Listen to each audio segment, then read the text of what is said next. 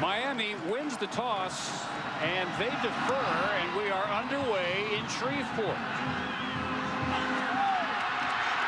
And Iowa State on the return by Ellis Hobbs gets 21 yards out of it before they snap it. Let's welcome the fourth member of our crew on the sidelines, Alex Flanagan. Hey, Dave. Well, the coaching situation hasn't been the only event making news at Miami University. Earlier this month, wide receiver Michael Larkin was stabbed. He suffered 4 puncture wounds. Now, those puncture wounds have healed up. I talked to Miami's trainer before the game. He told me that they're not worried about the wounds. They are worried about him internally and what could happen if he took a big hit. Larkin says that he feels fine, that he can play. I did speak to Coach Hefner, who told me that he will not start tonight. He's going to ease him in and see how he does, Dave. All right, and on the first play from scrimmage, Brett Meyer scrambles, forced into throwing the incompletion, chased by Derek Rehage of the Red Hawk defense. Redshirt freshman, Atlantic, Iowa, at a very young age, was adopted by Caucasian parents. He was wearing leg braces at the time as a young child. No one ever in a million years projected a college football career. Even through high school, he played for a 3A state championship, an undefeated high school team as a senior. His one offer came from the Cyclones, and his first toss, Blythe's direction, is incomplete. The Aflac starting lineup the rest of the way for Iowa State. Stevie Hicks will get most of the work in the backfield. Ryan Cook does most of the blocking. Blythe, the most prolific freshman receiver in the country. Davis had a few more catches. Barkema gets the start at tight end. And up front, they're led by Cale Stubby, senior out of Cedar Falls, a second-team All-Big 12 selection and a 2-year starter. So 3rd and 10 from their 25. 3 receivers, all to the near side for Meyer. And time to step up and throw complete. And we'll see if they give John Davis where he caught it, which was right at the first down marker. He then went inside first down yardage, and we'll see where they spot him. Right on the 35 is where they placed it. And it is enough for a first.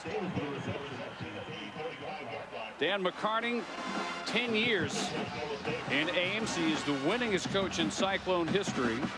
And the Big 12 coaches voted him Big 12 Coach of the Year. 2-10 a year ago to a North co-championship. 3 yards away from an outright division championship. On his first keeper, Meyer, their second leading rusher this year, goes off tackle across the 40 as we check the Red Hawk defense. And up front, they go with Johnson, Roof, Burt, and Rich. Johnson, first team All-MAC. The linebackers are led by the Freak, or if you like, the Nigerian Nightmare, Turnanande from Grand Rapids, Michigan. In the secondary, Alfonso Hodge, second team All-MAC, as was the other corner, the fastest player in Red Hawk history, Daryl Hunter.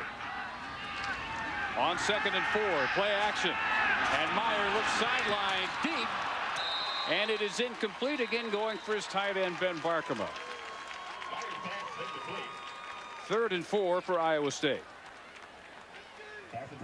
And as these teams feel one another out, I think one thing may become apparent early, and that is the team that feels as if they most belong here. Bill, I think in all the bowl games we've done, the team that plays as if they expected to come to the postseason, they expected to win in the postseason, is generally the team that comes away with the win. Well, I think that's a great point. And what we saw Nande there, showing that explosive speed he has to run into that football. He didn't even know when it was coming.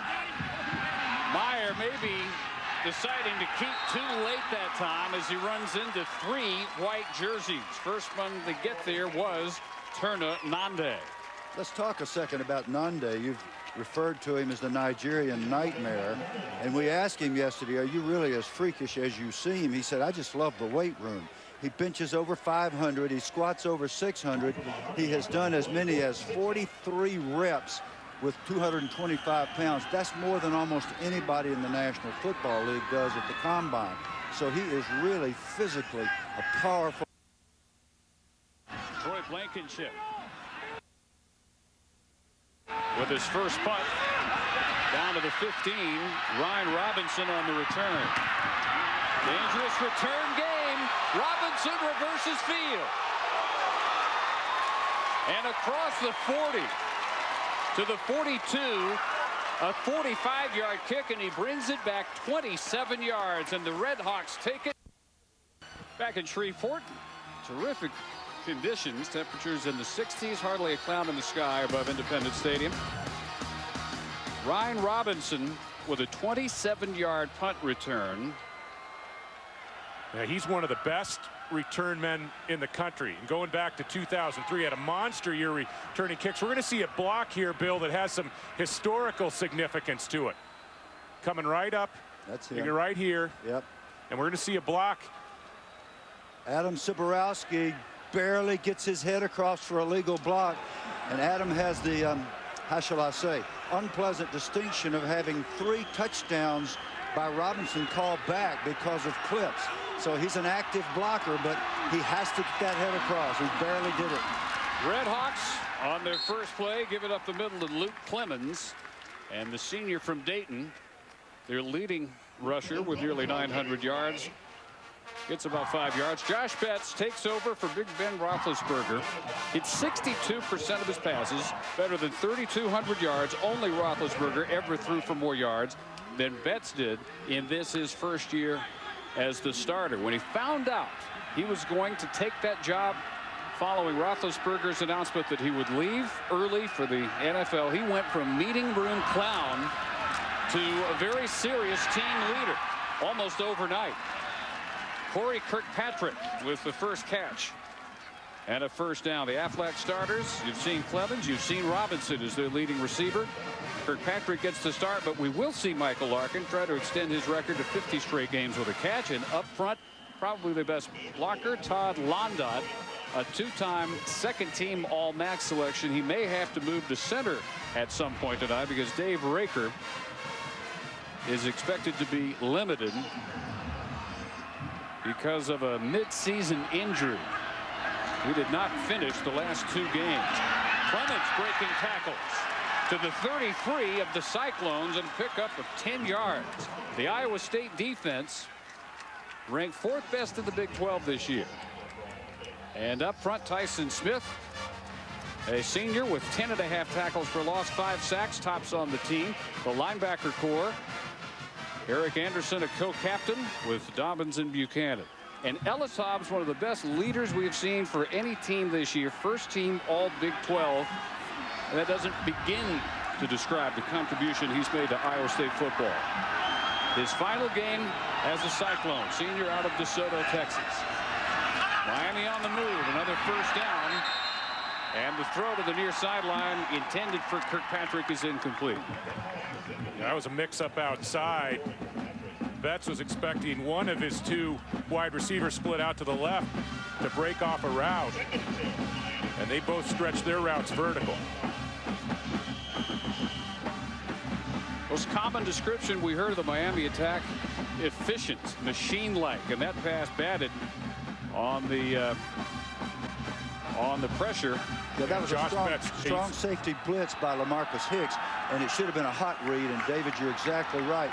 The receivers didn't respond. They should have broken it off for a hit. Betts wanted them to get their eyes back. Clemens, maybe only one, began his career as a walk-on defensive back. Now explain what you mean by get their eyes back. Well, you saw Betts point with his 2 fingers to his eyes, and he was pretty demonstrative. I mean, I like this kid as a leader. He showed us some real confidence, almost an arrogance in the meeting yesterday. He's not afraid to lead this team. And when you talk about Ben Roethlisberger, he'll say, hey, Ben's a great guy, doing a great job at the pro level, was super last year, but this is my team now. He gives you that type of feeling. I love this kid as a leader. But he wanted the eyes back on him, you're talking about, for the football. That's right. He wanted the wide receivers getting their eyes back to the quarterback. They blitz him on 3rd and 8. No gain. Mike Smith with the catch out of the backfield. The Iowa State defense gets some good results by applying pressure. Pass batted down on the safety blitz by LaMarcus Hicks. And they apply pressure here and force a 4th and long. 4th and 9. And they send Clemens back onto the field and an extra wide receiver, Josh Williams, and no punter. At this point, they figure, well, they punted the end zone. It's a net of 11 yards. Why bother We like our chances of getting 9 yards back. And I like the call too, Dave. You're exactly right. That's a good call for that reason. With time and way overthrown for Kirkpatrick, and the Iowa State defense comes up strong on the first Miami possession of the night. Some of our viewers might say, hey, LaMarcus Hicks coming off the edge again, and he got pressure, quick pressure on Betts, forced the errant throw. Really good defense.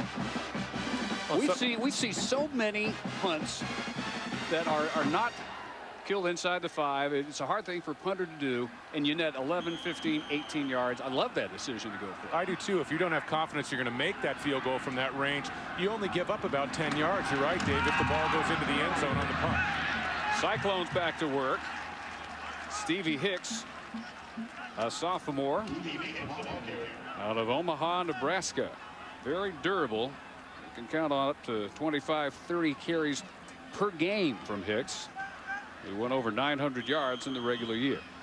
Only UTEP improved by more wins than Iowa State and North Carolina this year. Mike Price took the Miners from 2-11 to 8-3. Dan McCarty takes Iowa State from 2-10 to 6-5, maybe 7-5. Meyer out of the gun. Another throw into traffic and incomplete. A dangerous toss intended for John Davis. And it'll be 3rd and 10. Third team freshman All-America. Just the second Cyclone freshman quarterback to start a season opener. First to do it was Austin Flynn, his backup. Here's what's happened to Meyer. He's got pressure coming from the middle linebacker. Rehage right up the middle, right in his face when he tries to throw the football. Meyer only intercepted 6 times during the year. Missed one there. Blythe turns this one back inside. There's no room there, and there is no Cyclone first down. He reaches the 37. So again, Troy Blankenship will come on. And again, he'll have to deal with Ryan Robinson, the MAC Special Teams Player of the Year. Last year, 2nd in the country in returning punts, 17 yards per effort last year. 5 times he has returned a punt for a touchdown. That's already the MAC career record. And he's just finishing up his sophomore season. And the guy they've got to block is number 11, Ellis Hobbs. He is a great coverage guy. Here he comes. Unreturnable, probably the best way to deal with Ryan Robinson. Marked out of bounds at the 29. Miami will have it after just a 34-yard kick, but no damage by Robinson this time. ESPN's presentation of the 2004 Independence Bowl, brought to you by Delta Airlines. Find great fares every day at delta.com. The next Ford Super Duty. Tougher, stronger, smarter. And Capital One. What's in your wallet? They say, well, why an Elvis statue here? Well, October 1954, 19-year-old Elvis Presley made the first performance of his career right here in Shreveport Municipal Auditorium on the Louisiana Hayride radio show. You've probably seen film clips of it. And what happened to him after that performance? Anybody remember? You think anybody in that crowd had any idea? I actually do, based on the film clips and their response to him. So from the 29, the Redhawks with Mike Smith on his first carry, starter at the beginning of the season. Let's check in below with Alex Flanagan. Dave, I'm with Miami University Athletic Director Brad Bates, who made a very important announcement before the game tonight, naming Shane Montgomery as your new head coach. What made you make the decision tonight? Well, really 2 reasons. The first one is Shane's worthy of the position. We're very excited about it. He's going to keep continuity within the program. But secondly, we really thought it would give us a boost heading on the field tonight. When did you make the decision? Decision was made yesterday. It's been a very deliberate but very effective process, and we're very excited about the future. The school is known as the cradle of coaches. It seems that it's been important in the past to have somebody that has a Miami background. How much did that play into the decision? Well, certainly in continuity with the program, it was important to have Shane, even though he's not a Miami grad.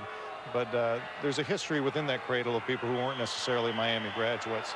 And I think Shane will continue the cradle tradition and history, and we're very, very excited about it. All right, Brad. Well, congratulations. Thanks, Alex.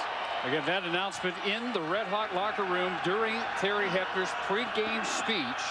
That 37-year-old offensive coordinator, Shane Montgomery, will be his replacement as head coach. Chased on the blitz. Got it off just as the blitzer was arriving with mayhem on his mind. Tyson Smith, close to his 6th sack of the season. Yeah, I'd like to point out something that I've cautioned against in the open to this football game. The team was so emotional. The way they responded was electric to the announcement that Shane Montgomery was going to be the coach. And that's how they're playing. They're not poised. They're not accurate. They don't look like the Miami offense that got them to this bowl game so far. They're going to need to calm down a bit. They punted for the first time with senior Mike Wafzig out of Germantown, Ohio. Sending this one down to the 31 to Todd Miller. Miller at midfield. Puts it back, tripped up at the 35-yard line. Each team has had a big punt return. This one on a 38-yard kick comes back 35 yards. 2 years ago, Miller brought back 2 for touchdowns. Came pretty close this time. Cyclones with by far their best field position of the night when they come back with 7 minutes to go in a scoreless first quarter in Shreveport in the 2004 Independence Bowl. Freshman quarterback Brett Meyer, 2 out of 6 for just 15 yards so far in the early going. And met straight head on and driven back is Stevie Hicks. By the monster. The freak got him. Turner Nunde.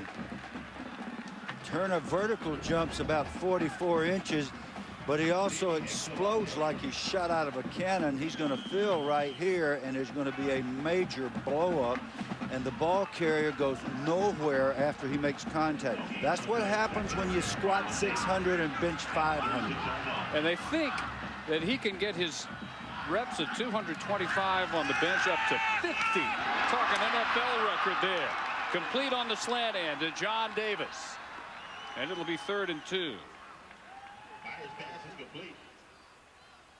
Over 500 with the bench, over 600 with the squat, runs a 4.40 and jumps 38 inches vertically. Yeah, when you have that combination of skills and strength, you got scouts drooling. And we've heard, you know, when you go to the combine, they count how many times you do that 225-pound bench press, and we've heard that he may break the all-time record at the combine. Pretty impressive for a linebacker.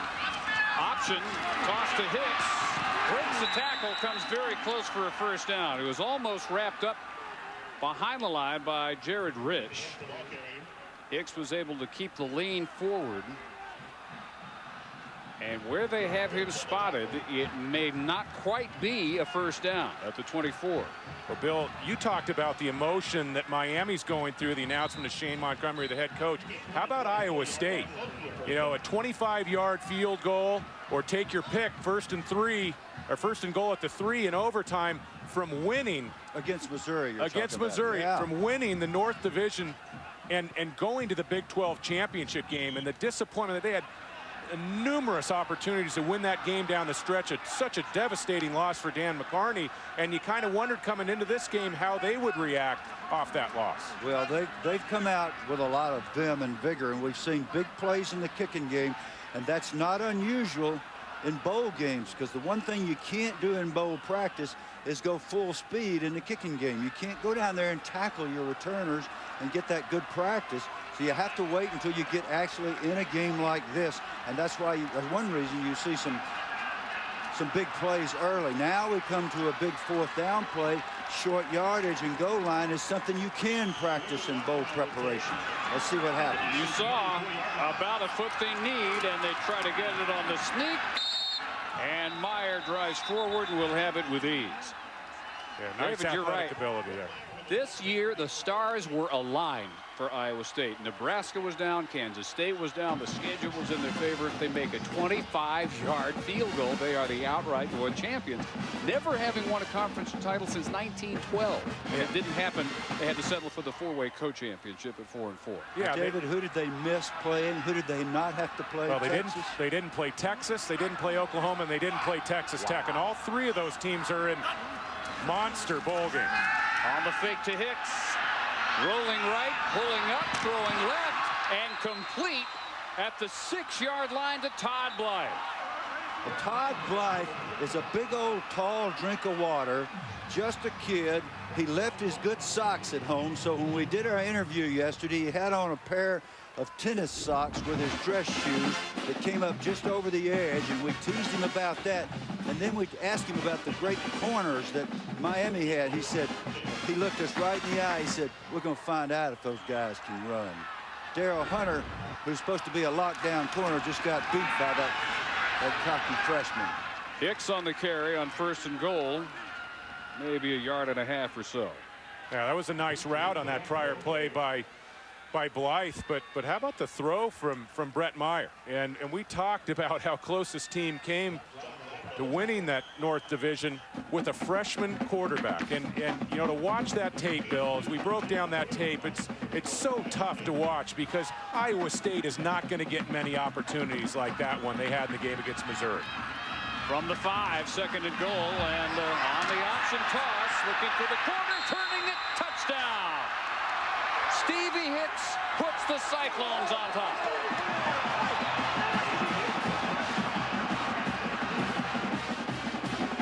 What a wonderful job by the fullback, Ryan Cook, the lead blocker. This is just a down-the-line speed option. They forced the pitch. Ryan Cook, 31, boom, on the ground. Matt Pusateri, the leading tackler. This is a guy with 86 tackles on the year. You can't tackle when you're on the ground because the fullback drills you. Nice execution. Brett Culbertson took over after 3 freshman walk-ons. Each tried and failed to take the place-kicking job. And he drives this one through 7-0. Culbertson missing only 2 kicks all year. Unfortunately for Brett, one of them was the 25-yarder, which would have wrapped up the Missouri game in regulation. Stevie Hicks, with his 5th touchdown of the year, puts Iowa State up here in Shreveport. Great thing. 4:04 in the first, and a 7-0 lead for Dan McCarney and the Cyclones. Maybe the signature win of their season. November 20th in Manhattan. Down 23-9 in the 4th quarter. Iowa State would mount an unbelievable comeback. 28 unanswered points. Brett Meyer, Todd Miller, 3 yards. Stevie Hicks, 20 yards. LaMarcus Hicks, 40 yards on the interception return for the touchdown that put it away and got McCarney drenched. 37-23. Their first victory in 16 years in Manhattan, Kansas. What'd you call that, David? A direct hit? Yeah, Bill, you've had a couple Gatorade baths in your time at Georgia Tech, Alabama. They're wonderful. And that was a direct hit. That had to be cold. 3 touchdowns in the last 3.5 minutes in that game. Hicks from 5 yards out with the first touchdown of this game. And terrific coverage by the Iowa State special teams on the return of only 4 yards. Hobbs does a little more than just play cornerback, as Daryl Hunter has no place to go. Mr. Hobbs, one of the better leaders, one of the most impressive people we've met this year. Watch him cover the kick. Watch him tackle in the open field. Look at the knee bend, the head up. What a beautiful form tackle, and he does it all the time, David. I loved him yesterday, meeting with him. He's one of the great leaders that we've met with all season long, as you said, Bill. I think there are big things ahead for him, not only in football, but in life and in his career past football. A lot of life from the Cyclones right now, and Miami responds quickly. The slant to Ryan Robinson over the middle and good for 16 yards.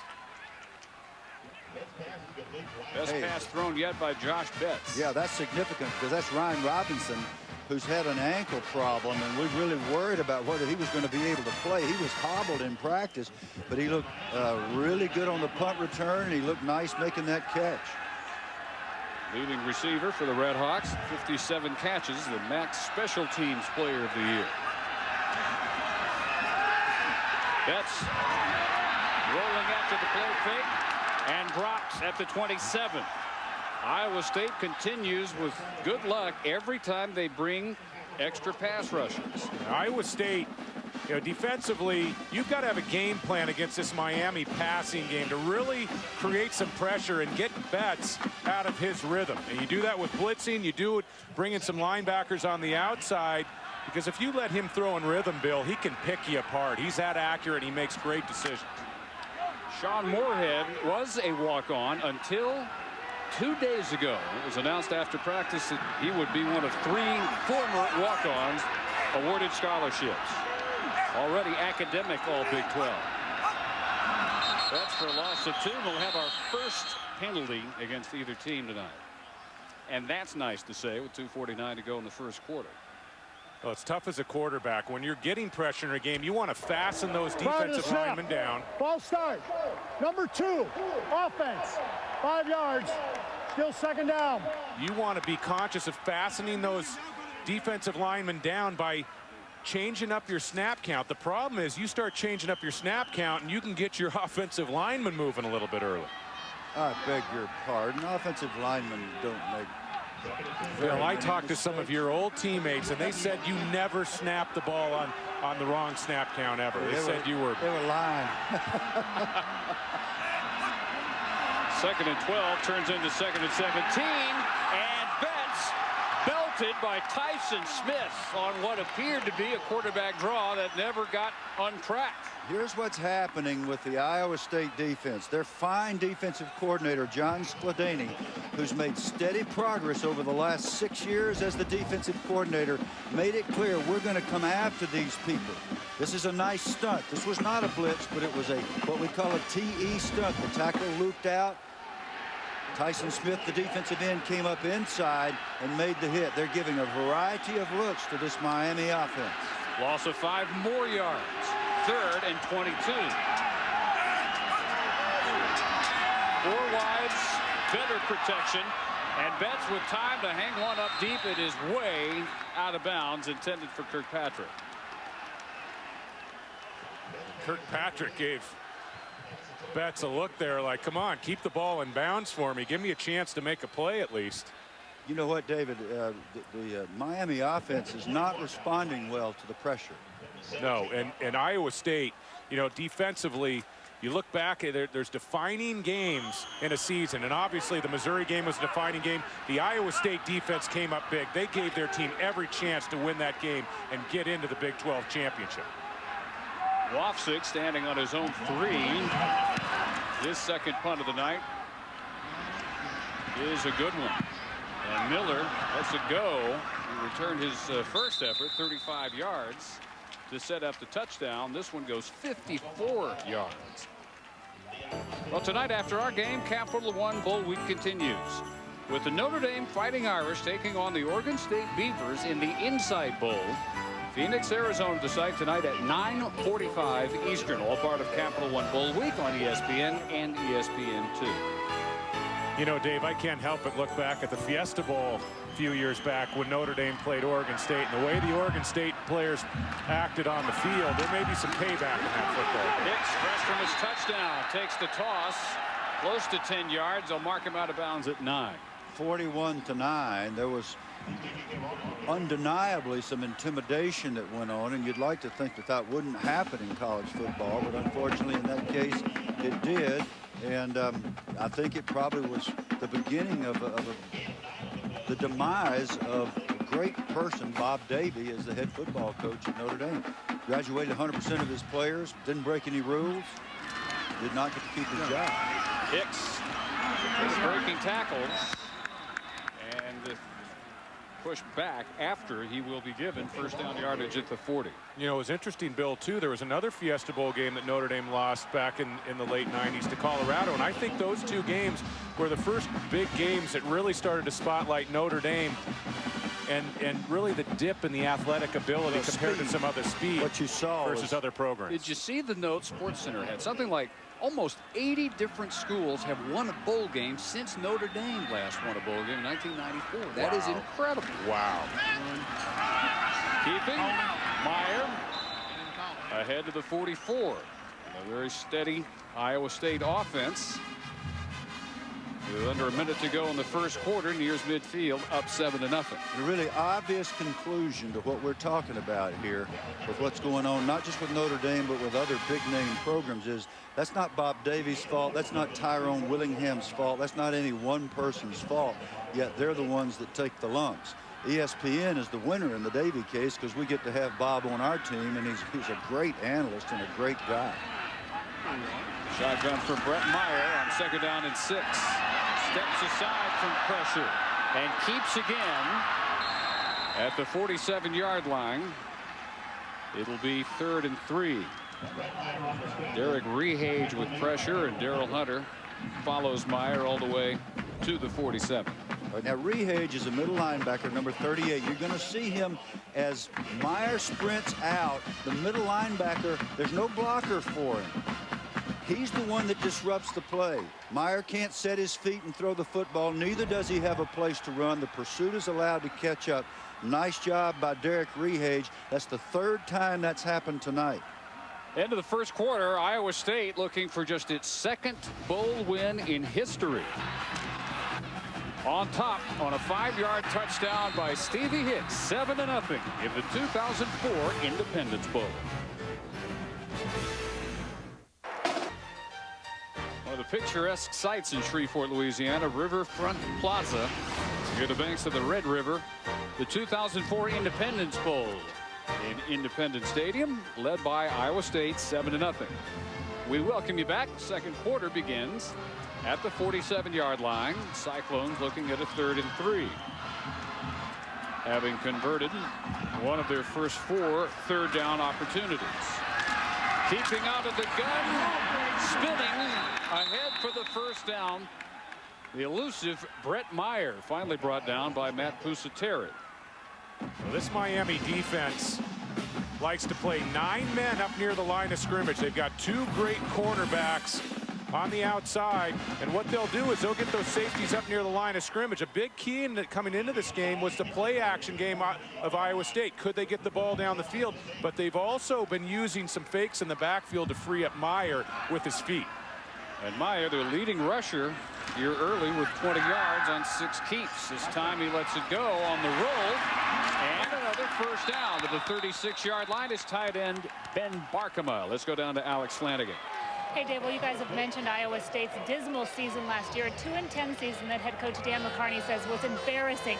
He sat down all of his seniors at the end of last season, told them that it was an embarrassment, told them that this is not what the program was built on and that they needed to turn things around. Seniors like Ellis Hobbs and Smith said that they did not want to go through a year like they went through last year.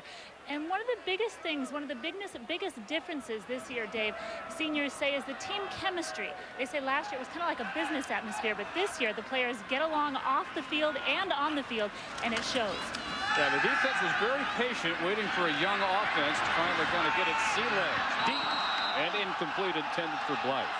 It is a very young team, one of the youngest we've ever seen. 86% of the Iowa State points this year have been scored by freshmen and sophomores. Well, remember this team, you know, off what Alex just said, this team started 0-3 in conference, and you're right, Dave. Big problems early in getting some chemistry between a young quarterback, a young offensive line. Really, this Brett Meyer and this offensive line grew up together, and after that 0-3 start, they really started to gel down the stretch. Settled on a QB, settled on a kicker.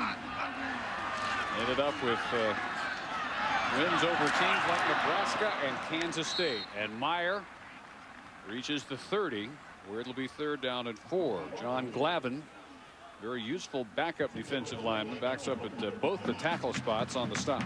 I am just so impressed with Brett Meyer. I cannot believe that he had one scholarship offer. Barney Cotton, the fine offensive coordinator who came over from Nebraska after that staff was fired with a 10-3 record, and he did not leave with a good taste in his mouth about that scenario, needless to say, says that the chemistry, as David just said, has just been marvelous. This whole team unselfish. Looking for cutback alley, finding one is Hicks to the 22-yard line. Stevie Hicks, another Iowa State first down. Let me finish that thought.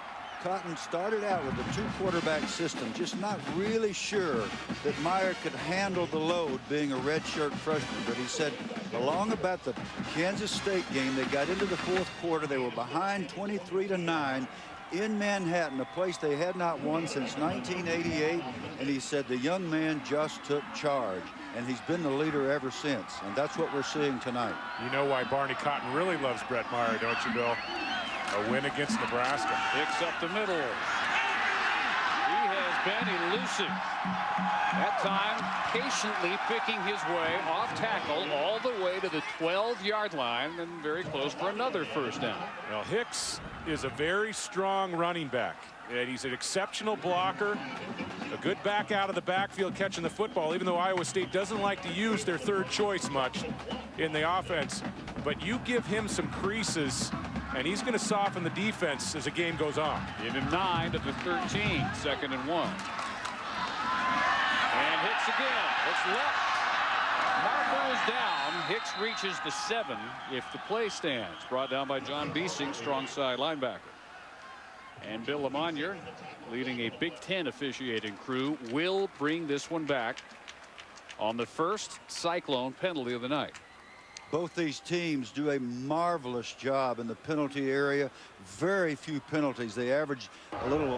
Holding, 58 offense. 10 yards, previous spot. Repeat, 2nd down. That penalty on the right guard, Seth Zare, they average just a little over 4 penalties per game. I'm talking about both teams now. That's coaching. That's attention to detail on the practice field. And you see how devastating it can be when you do make a mistake. Now they're way back outside the 20-yard line, and they got 2nd in the world to get down to first down territory. Back to 11 yards to go on 2nd down. Rolling left, throwing that way, a one-hopper intended for John Davis.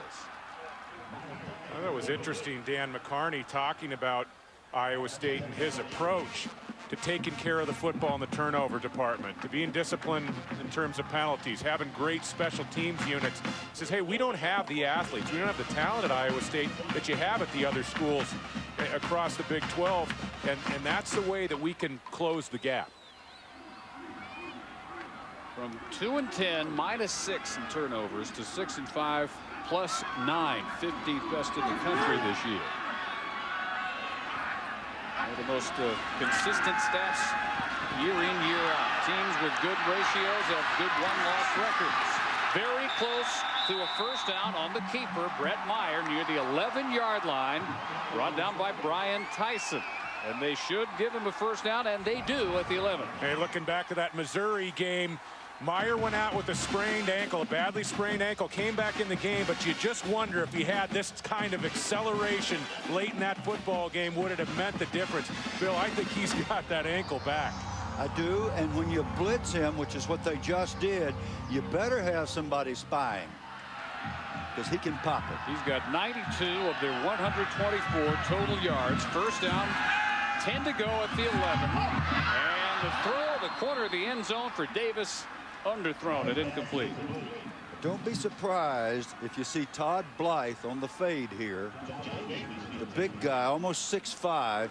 And when I said he was cocky a while ago, I meant that in a positive way. I meant that as a compliment. What do we think about the fade pass? It seems to be less and less successful every year that goes by. Defenses seem to be onto it. Is it a consistent weapon to be gone to as often as coaches still do? I think it depends on personnel. I do too, but also, you know, defenses and individual defenders find ways to defense plays as the years go on, and I think cornerbacks have gotten better at playing that route. 14th play of the drive is a handoff to Stevie Hicks out of the shotgun near the 6-yard line. Yeah, the fade route, Dave, is a bit of a sore subject, and I know we keep, at least I keep talking about the Missouri game because it was such an intriguing drama down the stretch. But of course, it was a fade route outside on the interception in overtime that sealed Iowa State's fate in that game. And with the wind, I don't know if the fade route was the right call on third down. The tough throwing conditions in that game. Seems to be there are more and more people who detest the fade because it has to be perfect. Well, you may be getting ready to see it right here. Third down from the 5, and that one is going to be overthrown with contact, but no flag coming Blythe's way. He looks up and asks for it and gets nothing. Uncatchable ball. Poor throw by Blythe. Well, and Daryl Hunter is on the coverage, and our man just absolutely fell down. Well, it was a nice job by Hunter playing the fade, and you never really can get away from the fade down in the red zone, because when you're facing press coverage, if the corner isn't let you inside, there's not a lot of other options you have to score in terms of routes at the wideout position. 22-yarder for a 10-point lead. Brett Culbertson, the true freshman out of Des Moines. No angle and right through. So just under 11 minutes to go in the first half. Dan McCarney's Cyclones with a 10-0 lead on Miami. Miami University producing first as a player in 1927. Weeb Eubank, the great Paul Brown, played also in the late 20s. Sid Gilman, head coach, mid-40s. Followed by Woody Hayes from 49 to 50 on to Ohio State glory. Ara Parsegian, head coach in the early 50s. And then Bo Schembechler from 63 to 68 before taking over at the University of Michigan. Tonight's Aflac trivia question: name the 4 current Big Ten coaches with Miami of Ohio ties. And we'll give you Terry Hepner. He is one of the 4 as he prepares after tonight to take over Indiana. And if you weren't with us when we hit the air, the announcement in the locker room before the game that 37-year-old offensive coordinator Shane Montgomery would be promoted and take over as head coach for Hepner. Bobbled back to the 4-yard line before Hunter can at least make the 11. Near disaster, just an 8-yard kickoff return. And there is Shane Montgomery, offensive coordinator for the last 4 years. Last year, a finalist for Assistant Coach of the Year, the Royals Award. His offense, executed by Ben Roethlisberger, set a MAC record over 7,000 total yards. Yeah, they averaged 43 points a game, and Shane was quite a quarterback himself. He won the MVP in the '88 Peach Bowl, the '89 Copper Bowl, and I always think, as an offensive coordinator and a head coach, if you have a perspective of what it's like to line up under center, that's a heck of an experience to pass along to your quarterbacks, and I think Shane Montgomery's done a super job. His offense needs to get a little something cranking now, and they get Luke Clemens driven back. Even as Brett Curvey loses his helmet in the process, he figures it was worth it. Lost back to the 10. The comparison of Roethlisberger's 2003 numbers and Betts this year. Roethlisberger, the only Miami quarterback ever to throw for more yards than Betts did this year. The first thing Shane Montgomery said to us in preparation for this game is that we're going to have to keep the Iowa State offense off the field. They haven't been able to do that at all. They really have had no consistency in their execution. Play fake on 2nd down and 12, and the deep ball is broken up and incomplete. Intended for Michael Larkin, who did not start tonight, recovering from those multiple stab wounds suffered earlier in the month. Looking tonight to keep his record streak going and make it 50 straight games with at least 1 catch. Well, he had a great practice day before yesterday. I got to watch it, David, and you didn't get to see him, but you really like this guy covering him, don't you? I do. I mean, Jackson really made a nice play on a fairly well thrown ball. Ball might have been just a touch underthrown, but nice recovery by Jackson. Larkin, 49 straight games with a catch. Old record was 47 straight. 4 held it. On the swing pass up across the 22-yard line is Mike Smith. He needed the 22. This may be an interesting spot. Smith, the starter at the beginning of the season, injured in Game 7 at Buffalo, but back to 100% for tonight. By the way, we will chat with Ben Roethlisberger in a few minutes, and he'll also be on as a halftime guest. The sensational rookie quarterback of the Pittsburgh Steelers. And I have to say this, Roethlisberger's fine offensive coordinator now is Kenny Wisenhunt, who's one of my former players at Georgia Tech, and a great player, brilliant guy. I love watching Ben play the position, you know, and everybody's talking about the great running game he has in front of him, the defense. It looks like they're going to be just a little short here. But what really impressed me about Ben Roethlisberger were the back-to-back games with the Eagles and New England, and the comeback against the Dallas Cowboys. He's shown that he can lead a team down the field with the game on the line, and that is a rare quality for a first-year quarterback in the NFL. I have never seen a rookie quarterback do that. Never. It may have happened before, but I cannot recall seeing it, and I've been a part of or observing the NFL for longer than you have been alive, David. He sure throws it well on the move too, Bill. For his size, he gets outside the pocket, and something that they did very well here a year ago in Shane Montgomery's offense, getting him on the move, boots and nakeds, getting him outside, really has a nice knack for throwing the ball on the run. Short by foot, so Mike Wafsig will again punt uncomfortably near his own goal line.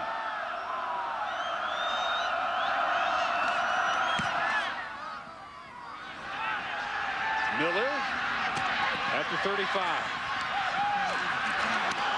Can't even get back to where he brought that punt in. He loses 2 after a 44-yard kick by Wafsig.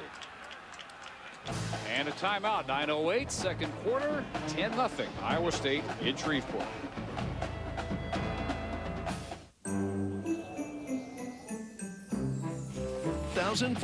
Independence Bowl, brought to you by Budweiser. Grab a cold, fresh Budweiser. It's game time. Chrysler, inspiration comes standard. And Aflac, ask about it at work. The dancing waters of the Riverfront Plaza in Shreveport, Louisiana. Iowa State putting a pretty solid thumping on Miami of Ohio right now, 10-0. Outgaining the Redhawks 130-47. We're just miles away from downtown Shreveport on the banks of the Red River. 1st and 10. 33-yard line. Meyer. The deep out Blythe. Well thrown, well caught across midfield with a first down to the 48 of Miami and a pickup of 19 yards. As we answer tonight's Aflac trivia question, 4 current Big Ten coaches, including Terry Hefner, soon to be of Indiana, with Miami of Ohio ties. They are also Jim Tressel of Ohio State, Randy Walker of Northwestern, and the new head coach of the Fighting Illini, Ron Zook. Following the likes of Woody Hayes and Bo Schembechler. Stevie Hicks on the carry. Interesting thing about Ron Zook, he was the captain of the team the last time Miami won multiple bowl games in succession. They went to the Tangerine Bowl 3 times in a row, and I can't remember the exact order, but they beat South Carolina, Florida, and Georgia in those 3 years, and that's a big deal, and especially for MAC teams in those days. Zook was a player on all 3 of those, and I believe was a captain his senior year, so he understands about this tradition and winning in these bowl games. But I'm telling you, this defense needs to get busy real soon, or Iowa State's going to put this thing farther away than they wanted to. Now, their offense has done nothing so far.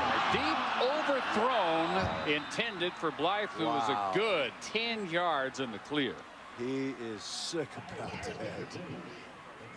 Well, if Brett Meyer could have waited just to count more in the pocket, John Glavin, big number 65, is going to get in the face of Meyer. I think Meyer felt him coming. That was a missed opportunity down the field, and Meyer knows it. That was an opportunity to stretch this lead to 17-0. Was that a consistent thread you guys picked up watching his tape, that there are opportunities where he gets not enough air under it? Receivers don't get to run under it. In this case, He may make up for it as John Davis makes the grab at the 37-yard line, and that will get him another first down. Well, I think early in the year when he was alternating, he wasn't playing all the time. Austin Flynn was alternating with him. He was a sporadic kind of passer, but later as the year progressed, he threw some beautiful deep balls. And of course, we don't get to study every single tape, but he makes these kinds of throws, the digs and the hitches and the curls, just, I mean, on the money, on rhythm. Yeah, keep in mind, in the Big 12 North, you're facing some pretty nasty weather conditions, cold wind. Those last 3-4 games of the season. Play fake. Meyer with another keeper for about 5 out at the 33. And let's check in with Alex Flanagan. Hey, Dave, before going into this series, Iowa State's offensive unit was very calm, very comfortable on the sidelines. They are starting to get some confidence. Offensive coordinator Barney Cotton said to them, we are the blue-collar, more physical team, he said, and Miami is starting to believe it, Dave. He said, let's keep reinforcing it. He told them, watch out for the blitzes. He said, Miami is liking to blitz. Barney Cotton, last year, Nebraska's offensive coordinator for the 10-3 champions in the Alamo in San Antonio from the 33, second down.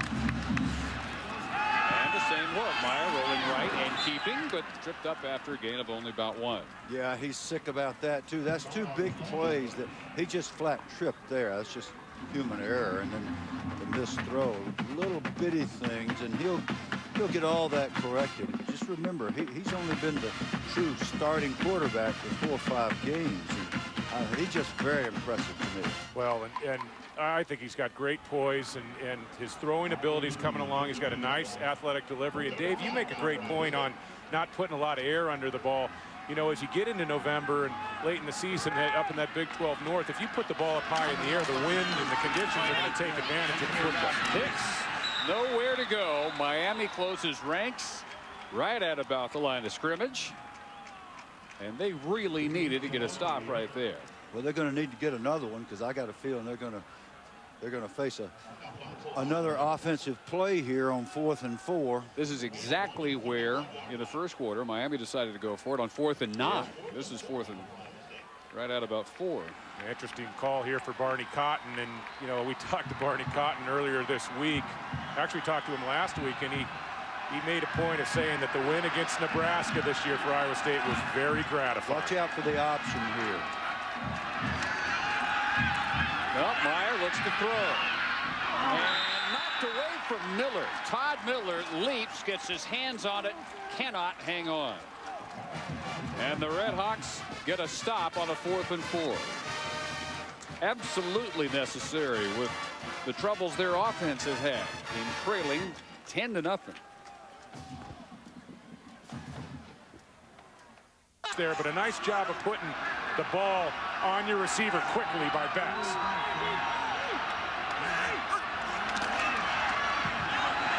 To the ground on 2nd and 3, and Brandon Murphy with his first carry, getting nothing.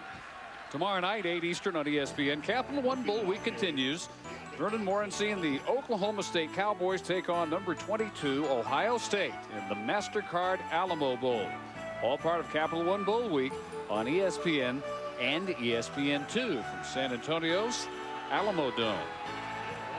This has become a familiar postseason spot for the Cowboys. Brandon Murphy still in the game. They call him lightning in a bottle. Would like to get a big play or 2 out of him in this game. Round up at tailback. 3-step drop. Almost intercepted. Should have been. Absolutely would have been for DeAndre Jackson. A touchdown had he held on. Josh Betts, Bill, made a cardinal mistake by a quarterback. He didn't get his eyes outside to the danger before he started to deliver this football. I mean, you got to get your eyes outside. DeAndre Jackson, the corner, closing. Jackson really should have been in the end zone the other way on that play. I really think we're seeing a Miami team that's a little unsettled because of all the distractions with the coaching change. 4th and 3 on what has been their most promising drive of the night.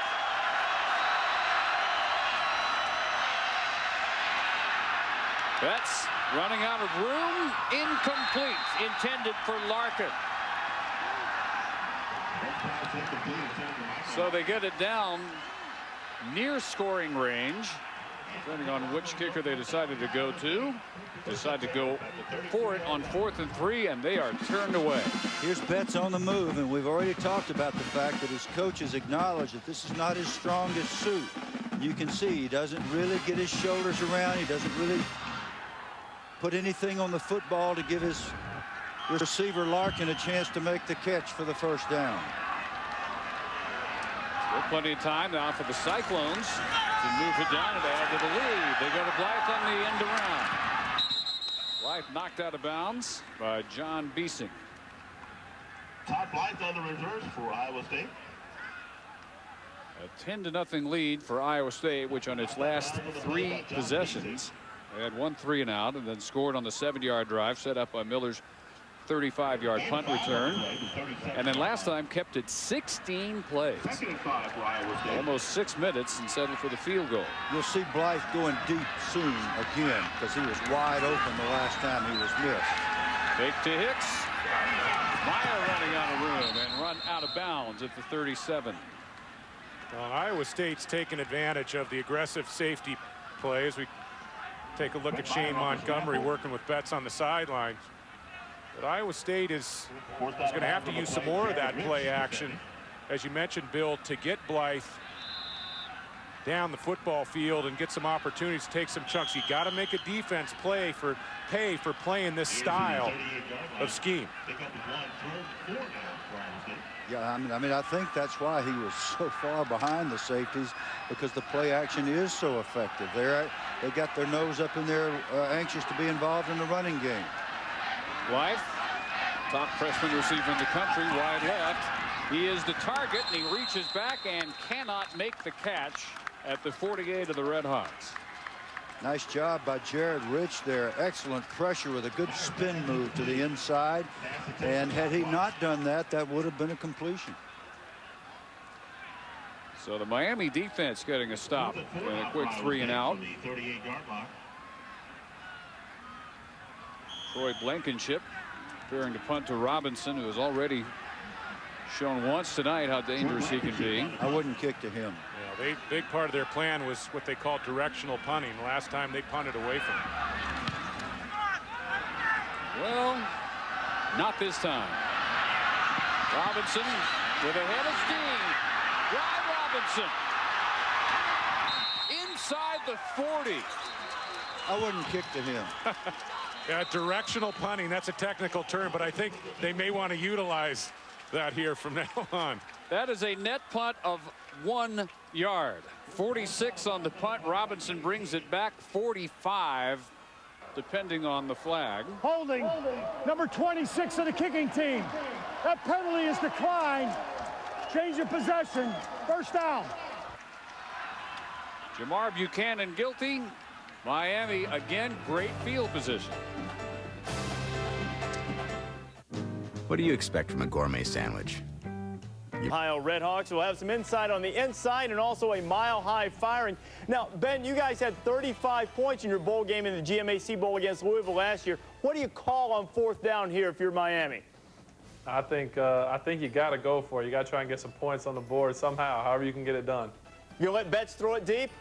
I don't know about deep, but enough to get the first down. All right, we'll talk more with Ben and talk to him about the coaching change at Miami and what he thinks about the hiring of Shane Montgomery. That's all coming up in just a little bit, Dave. All right, Reese. Well, no question they would go for it. The only question now continues to be, what do they go to out of their bag of tricks to get 8 yards? They've had a tough time getting 2 and 3 yards at a clip tonight. Well, they're probably going to get a zone. They might get a little zone blitz look here. I don't think Iowa State's going to risk man coverage in this kind of scenario. They've decided to kick it. The ball. So the timeout results in Wachsig. He's assuming they don't fake. Wachsig, 3:31 to go, trying for field position.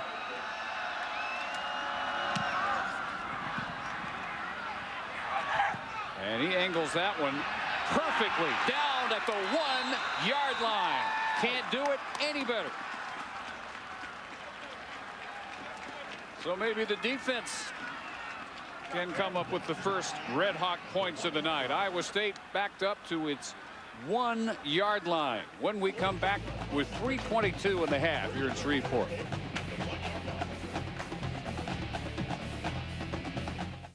Where will life's journey take? Season with 4 touchdowns and a very big announcement. After thorough discussion with my family and coach and a great deal of deliberation, I decided to make myself eligible for the 2004 NFL Draft. Thanks to the coaching staff, and most importantly, Coach Terry Hebner, for all your support and guidance. You gave me a chance and believed in me when no one else did. You stand for everything that is great about college football. And he's gone on to have the best rookie season by quarterback, certainly in at least 20 years since Dan Marino popped on the scene. And will be halftime guest of Reese Davis, Trev and Mark, in 3 minutes and 22 seconds. The nicest announcement Bill Cowher ever heard. Well, our own I guarantee you. Our own Kirk Herbstreit made a nice observation that Coach Hebner was right by his side there, and what a class move. I mean, most head coaches would be pretty devastated and not available in that type of announcement. Sobbing. Out of the end zone. Meyer decides to keep. There's some room there. And forced out of bounds by John Biesing, twin brother of Ryan. Clock stops, 3:16. Yeah, and our man, Turnanande, with the great speed, that time was simply outrun. He took over for the middle linebacker as the force man on that quarterback sprint out, and he was outrun that time, and he supposedly has 4.5 speed. If he does, Brett Meyer has 4.4. Nice move to get it off the goal line by the young QB. Second down and 4. Cyclones have all their timeouts. Stevie Hicks into the secondary. He has the Iowa State touchdown. He also has a gain of 16 more yards. Well, they described Stevie Hicks as a workhorse style runner. And you give an Iowa State offense under Dan McCarney over the years some opportunities between the tackles, and they're going to continue to test you until you can stop the run. 13 for 56 now. Hicks, one of their young up-and-coming stars, just a sophomore. Meyer, the redshirt freshman, will again angle out of bounds at the 27-yard line. Pick up of about 4 more, and they're using the clock extremely efficiently with 2:46 and still all 3 timeouts. And the whole theory of punting the ball and nailing them down inside the 5-yard line, and even at the 1-yard line inside the 1, the whole theory is that you stone them there, make them punt out of the back of the end zone, get a nice return, and you get field position. It's not in the cards. It's not in the plan to let them come off the goal line like they're shot out of a cannon. Hicks again. And not much this time. Driven back by Pusateri, all-time leader, Miami history in unassisted tackles, a former walk-on. And the style of offense that Dan McCarney runs at Iowa State, a lot of offenses right here, Bill, would be trying to score, get the ball down the field, add to the lead. But Iowa State is conservative. They play to their defense. And I think as much as anything right here, Dan McCarney wants to work on this clock a little bit. If the opportunity to score presents itself, fine. But take some time off the clock and make sure you have at least a 10-point lead. I think you are exactly right. 3rd down and 3, a 2 tight end look. And an option. Hicks with the pitch. With the cutback. Nande grabs him shy of the first by about 1.5 yards. Man, what a nice play by Nande. I mean, just sprinting inside out. He outruns the running back, Hicks. Drills in, gets him on the ground, doesn't get dragged so that Hicks makes the first down. Now they force the punt, and that's the idea of the field position thinking. That was a super play. It really looked like Hicks was going to pick up the first down, and Nande not only makes a tackle, he gives his team an opportunity to call a timeout and put some points on the board before halftime. Second timeout, Miami with 1 more left, 2 minutes and 11 seconds. You guys surprised at the domination by Iowa State. This is Big 12, big time BCS conference against the MAC. This is arguably the highest profile bowl bid ever given a MAC team. So far, Miami is looking outclassed. I am surprised. I thought it would be very even. I thought maybe Miami might even have the edge. And of course, we've got another whole half plus of football to play, and they may yet show that they have the edge. But right now, they look like the team that has less speed, and they're a little bit tense. I've been impressed with Iowa State's defense. We talked about it earlier. They did a super job getting this team in position to maybe get into that Big 12 championship game, and they have not disappointed against a very high-powered offense. I wouldn't punt the ball to this guy. I think we've proven that by now. Blankenship has learned from experience. Keep it away from Ryan Robinson. There comes a time when you get the point. Hey, they figured it out.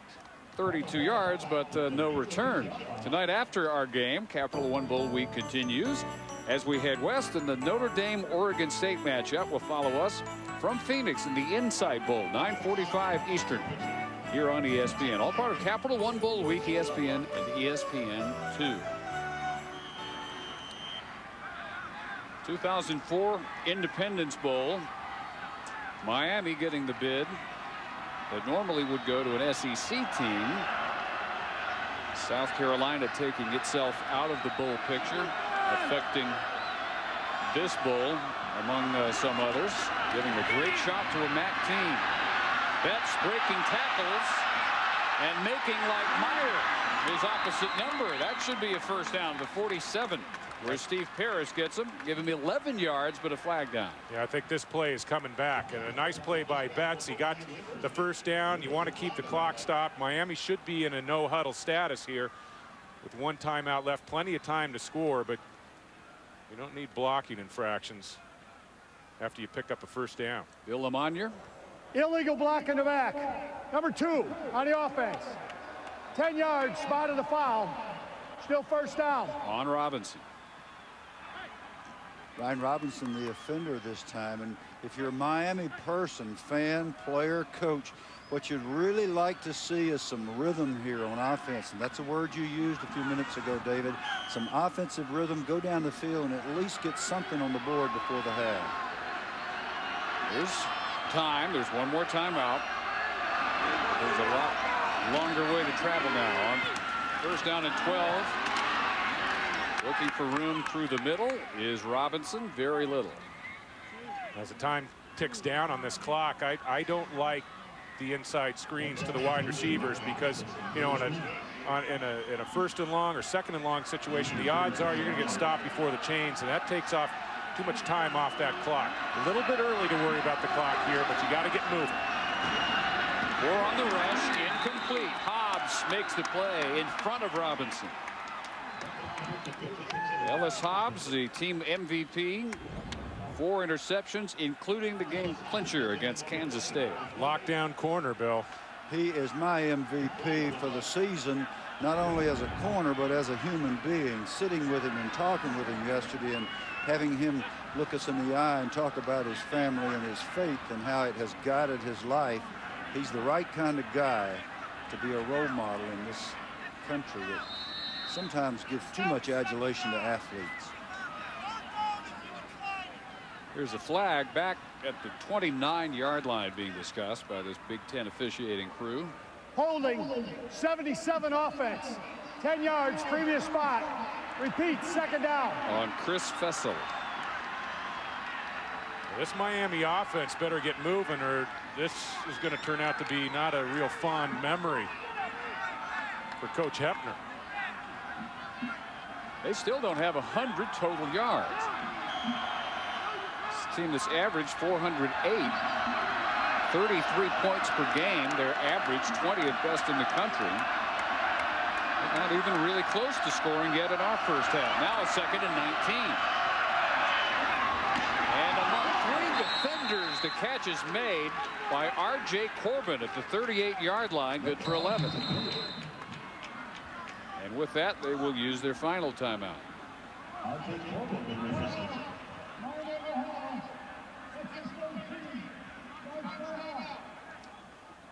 Well, again, if you just joined us, you may not be aware that as Terry Hepner coaches his final game for Miami, the announcement made in the locker room before kickoff tonight that his successor will be their offensive coordinator, Shane Montgomery. The next head coach at Miami University, Shane Montgomery.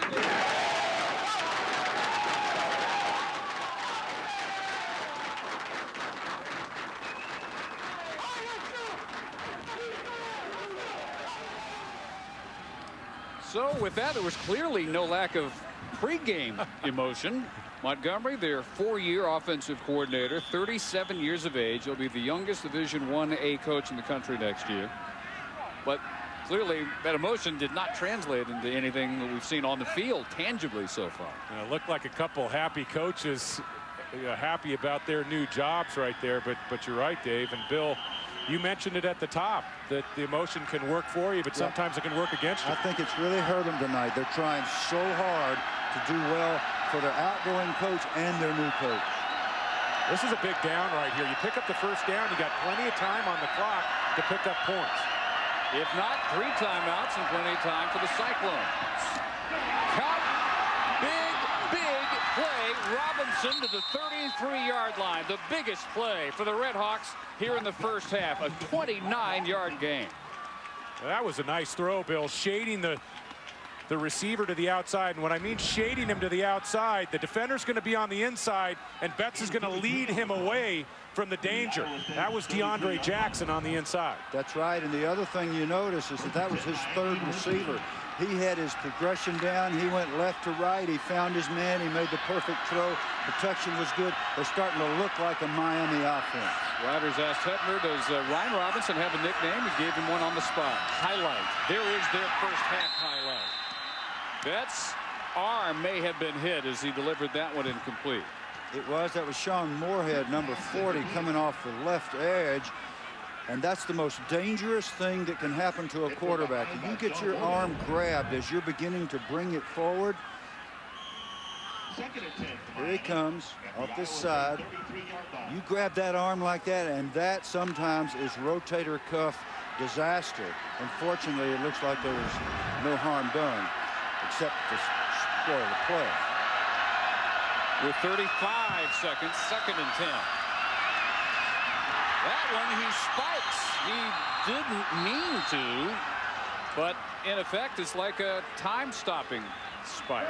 Well, he got pressure from Tyson Smith, and I think Betts wanted to save this throw, and the ball just came out of his hand. Tyson Smith really creating some problems off the edge, and Betts feels the pressure. No, he got a hand. He got a hand on the throwing arm. Nice play by Smith. That's twice in a row he's had his throwing arm grabbed. And here's another thing. Sometimes when that happens, your arm goes numb. That's a fumble, Bill.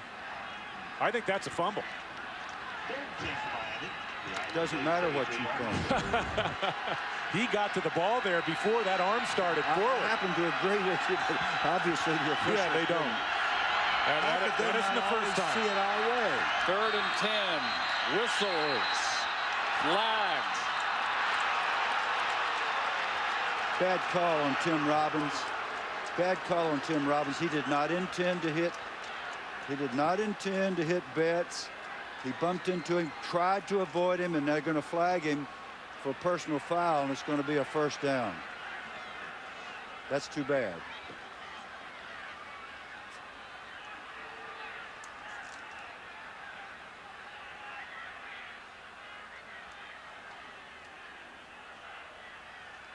Lengthy discussion led by the referee Bill Lamonier. Now the ruling. 2 dead ball fouls. Delay a game. Offense. Charge to number 8. That's a 5-yard penalty. Following the delay of game, we have a dead ball, personal foul. Number 44 in the defense. Headbutt. That 15-yard penalty fans boo because they don't understand the rules. This time they're right. Tim Dobbins, terrific middle linebacker, is just playing football here. He does not hear a whistle. He's trying to avoid him. He doesn't even, he barely touches him.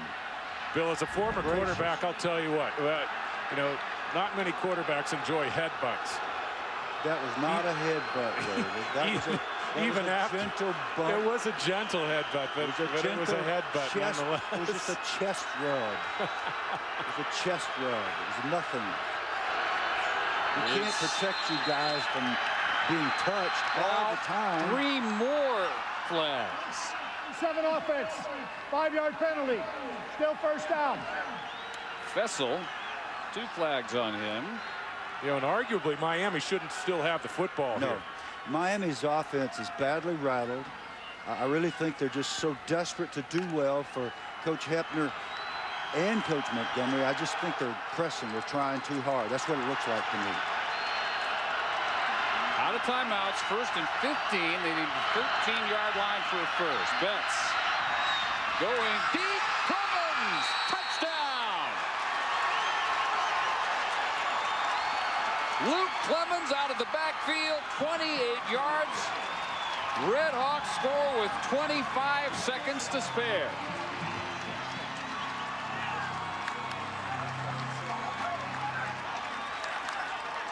And Clemens with his 3rd touchdown catch of the year. Their leading rusher shows that is not all he can do. What a marvelous job of protection. Pass protection was beautiful. That's the reason he had a chance. That's the reason Betts finally had a chance to set his feet and deliver the football. For the extra point, Jared Parsegian, great grandnephew of the famous Coach Era, and he makes it 10-7. Well, they slipped Clemens out of the backfield on an up route. You're going to see him right here, and he's going to get to the sideline in a hurry. He's going to isolate against the linebacker, and this is a beautiful touch throw. He's working against Henry Poulard, and that ball is thrown very nicely to the outside. And it's amazing how well you can throw a football if you're a real good quarterback and nobody's knocking the stuffings out of you or grabbing your arm. Josh has had a rough time. His tackles have had fits with those ends coming off the corners. That time he was allowed to stand in the pocket, step up, and make a perfect throw. So now we got us a football game. Miami really the beneficiary of a call that I think was missed when Betts fumbled in the pocket. And Tyson Smith got pressure. I felt like Tyson Smith got to the football before Betts' arm moved forward. 7 plays, 64 yards. The only extended drive of the night for the Red Hawks. Here's what David's talking about. The arm's going forward there. Well, but also, as you look at it, and hopefully we can take one more look, the ball is loose. It is loose from his throwing hands. He doesn't have, I think the ball is starting to come loose from his hand as he moves it forward. Watch right there. Now the ball is. I think he's got control of it. I think that's an incomplete. You know, from that angle, Dave, I got to agree with you. The ball did not come loose, but Tyson Smith really got a piece of his arm. Oh, I'll tell you what. From that angle, make up your mind, David. Would you please? I'll tell you what. Those are some of the problems that they face in replay at the NFL level. It's really hard to argue with you when you change your position every 12 I know. You can't take a position against me. Todd Soderquist, high short kick. They're caught at the 30, and Iowa State with 25 seconds. You should if say, they want to, all 3 timeouts. Excuse me, Dave. You should say, I don't think you understood what I thought I said. Before I said it.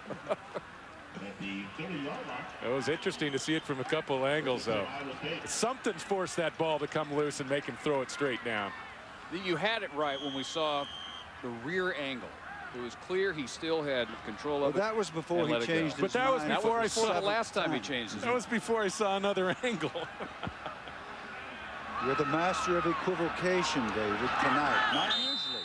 Not usually. Usually you're very forceful. Iowa State will settle for a 3-point lead for most of the first half. They clearly outplay Miami out of the Mid-American Conference, but the Red Hawks finally get a drive and points. As Betts hits Luke Clemens, 11 out of 23 for 134 yards and that touchdown, and it is 10-7 as we reach halftime, and Alex Flanagan is with Terry Hepner. Coach, what was going through your mind tonight before the game after in the locker room you announced your offensive coordinator was your new head coach? Well, you know, Brad Bates and Shane and I, we talked about it, and we thought it'd be good for the team to know, Alex. And I don't know, maybe that's a first in the history of college football, and you guys covered it live. So you talk about a first half now. I'm really proud of our guys. We hung in there. Our defense hung in there, and we finally got some points. We needed that. Before that announcement was made, you told your team focus, don't be distracted. How focused are they tonight? Well, I think we're doing a great job. You know, that was the obvious. We've had so many distractions from injuries all year, to me, to the snow, to the cold weather. So really, really proud of the way these guys are playing. Hopefully that was their half. Our half is coming up. How do you think your offense has responded tonight to the pressure that Iowa State has been bringing on defense? I'll tell you what, I'm really impressed with Iowa State's defense. I mean, they have really taken it to us. We just got to hang in there. We've got to make some adjustments. We're going to make some adjustments at halftime and hopefully get some better matchups than we've had. All right, don't lose your voice. All right, thanks, Alex. All right, thanks, Coach. One more half as the head coach of Miami for Terry Hefner before he takes over at Indiana. We are at halftime, 10-7, Iowa State leading the Red Hawks as we give you the Dodge halftime report in Reese Davis. All right, Dave, thank you very much. An American holiday tradition. Back in Shreveport, Louisiana, Independence Stadium, the 2004 Independence Bowl, 10-7. Iowa State leading Miami of Ohio. Welcome back, Dave Barnett, David Norrie, and Bill Curry. And Miami looked almost dead to rights offensively until their final possession. Bill, they got almost half their total yardage on that scoring drive to make it a game, and it really wasn't until. They only have 168 yards total. They're 1 out of 7 in third down conversion attempts, and the reason is the pressure package of Coach John Skladany, defensive coordinator for Iowa State. There are people in every gap. They're doing a great job of tackling Ellis Hobbs, shutting down the outside receiver.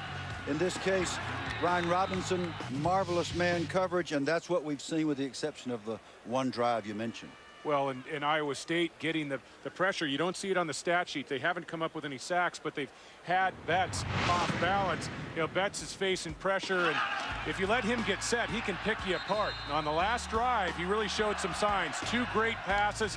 This one to pick up the first down, a big third down conversion, and then Clemens out of the backfield. A beautiful ball down the sideline to cut this lead to 3. Josh Betts below 50%. So is Brett Meyer.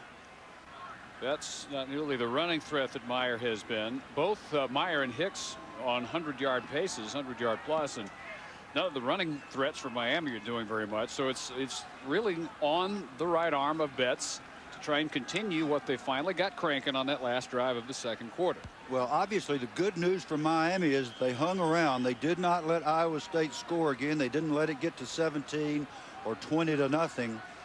And then they got a score, got the one great throw and catch, and they're right in this football game at 10-7. And they'll sort of show what they're made out of here in the third quarter, I'm guessing.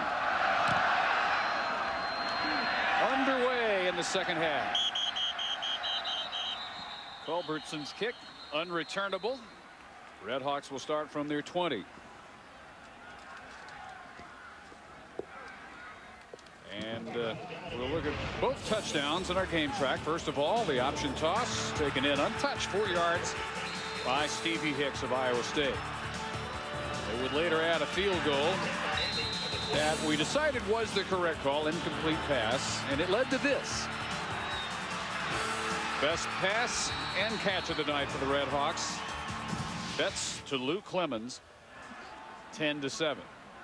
And now Josh, the junior, back to work from his 20-yard line. Yeah, you look at his build. He is a solid quarterback. Big arms, big hands. We visited with him yesterday. He was sitting down when we came in. I thought he was, you know, about a 6-foot tall, 6'1" quarterback, Bill. But I mean, he's 6'3", 225 pounds. He's put together. Up yeah. When he shook our hands, and he's all man. He could play linebacker physically, but he's too gifted. He's got a gifted arm, and what he needs is some protection from his big fellas. He needs some help from his friends up front. Keep that heat off of him in the red shirts. Well, we've got a chain problem. That's the reason for the delay. A little repair going on. A chain reaction. Quick reaction. by the chain gang, and the total yardage was better than 2-1 Iowa State most of the half. It ended 201-168 for the Cyclones. Cyclones with much better balance. Red Hawks really with no running game to speak of. Yeah, just 34 yards on the ground. They start with a give to Clemens on the ground, and he fights his way for a yard. Bill, I think they just cut a link off that chain and reattached it. I mean, it's close to 10 yards now. Yeah, no one will know. In this age of technology, wouldn't you think we'd have some? Those chains have been out there since time immemorial. Amos Alonzo Stagg probably invented the chain measuring system, and we still got them. How could you improve on it? Lasers? Yeah. Too high tech. Laser beams. Then those would malfunction. Then what do? Bring out the chains. On 2nd and 9, some good protection, and incomplete through the hands of Robinson. Josh Betts knows that he made a perfect throw on this ball. He's got Ryan Robinson facing press coverage. A nice job of getting off the line of scrimmage, running away. That was tight coverage, but I'll tell you what, Betts fit the ball in against the cornerback Jackson perfectly. That was a beautiful throw, but when you're being harassed by a corner that's right in your hip pocket like that, it's a little bit tougher to concentrate. And I'm agreeing more and more with you, David. I like DeAndre Jackson along with these three other outstanding corners in this game. This year, Iowa State's run defense, their best since World War II. Their pass defense among the 20 best in the country, way overthrown. And they have not been able to find a way to get Michael Larkin into this game, the all-time leading receiver in Miami history. Still without a catch, still needs one to keep his streak alive. He is the all-time record holder, 49 straight games with a catch. Pass interference defense, number 14. 15-yard penalty. Automatic first down. On DeAndre Jackson. This time Jackson jumps this route a little bit too aggressively, and I'm not sure this would have been a completed ball. This ball is thrown high, but there's some contact, and Mr. Jackson finds out that the officials aren't going to allow the hand play with the ball in the air. Definitely did look uncatchable. But Miami gets the 1st and 10 up at the 36. Here's the odd front. They'll bring everybody from this front. Off tackle. That's a good yardage by their standards tonight by Mike Smith, senior from Twinsburg, Ohio. Injured midseason, back to 100% for tonight. Now, when I say odd front, I'm talking about a man on the center, 2 other down linemen, and then a variety of linebackers and DBs behind them. And this is the blitz front for Iowa State, and you can see that they were going to bring 6 from that odd look or that 3-man front. It turned out to be a running play, so they altered their course and ran to the football. Smith gets 7, 2nd and 3. And Dan Tyler, the tight end, moves early. Prior to the snap, ball start. Bring in the new 89 chains. offense, 5 yards, still 2nd down. See, how many times do you think a laser system would malfunction? Hey, Ray. It's the first time we've ever seen chains malfunction. Now, that's the 6th penalty for Miami. This is really uncharacteristic. Iowa State does a great job. They have 4+ penalties a game, but Miami is almost as good normally, but they've already been penalized 6 times tonight for 43 yards, and that's not the kind of thing you expect to see. So much for 2nd and short. Now they need 8. Again, Smith weaves into an ankle tackle by Steve Harris. Hey, Bill, have you ever been fishing and your line gets tangled and you realize you just got to give up? I mean, that'd take them an hour to get those chains unraveled. 8-5 on the play, the 43-yard line. Must not be much of a fisherman, Bill. That would be a no, David. 3rd and 3. I never had no fishing pole that had anything like that on it. We had this monofilament that we used. We didn't use chains to catch fish. In trouble and sacked hard inside the 35. The blitz works again for the Cyclones. Tim Dobbins, Nick Leaders, I think Betts is still feeling the effects of that hit. You know, Josh Betts is a very tough quarterback. We watched him in the MAC championship game. He'd sit in and make throws, but Iowa State starting to arrive.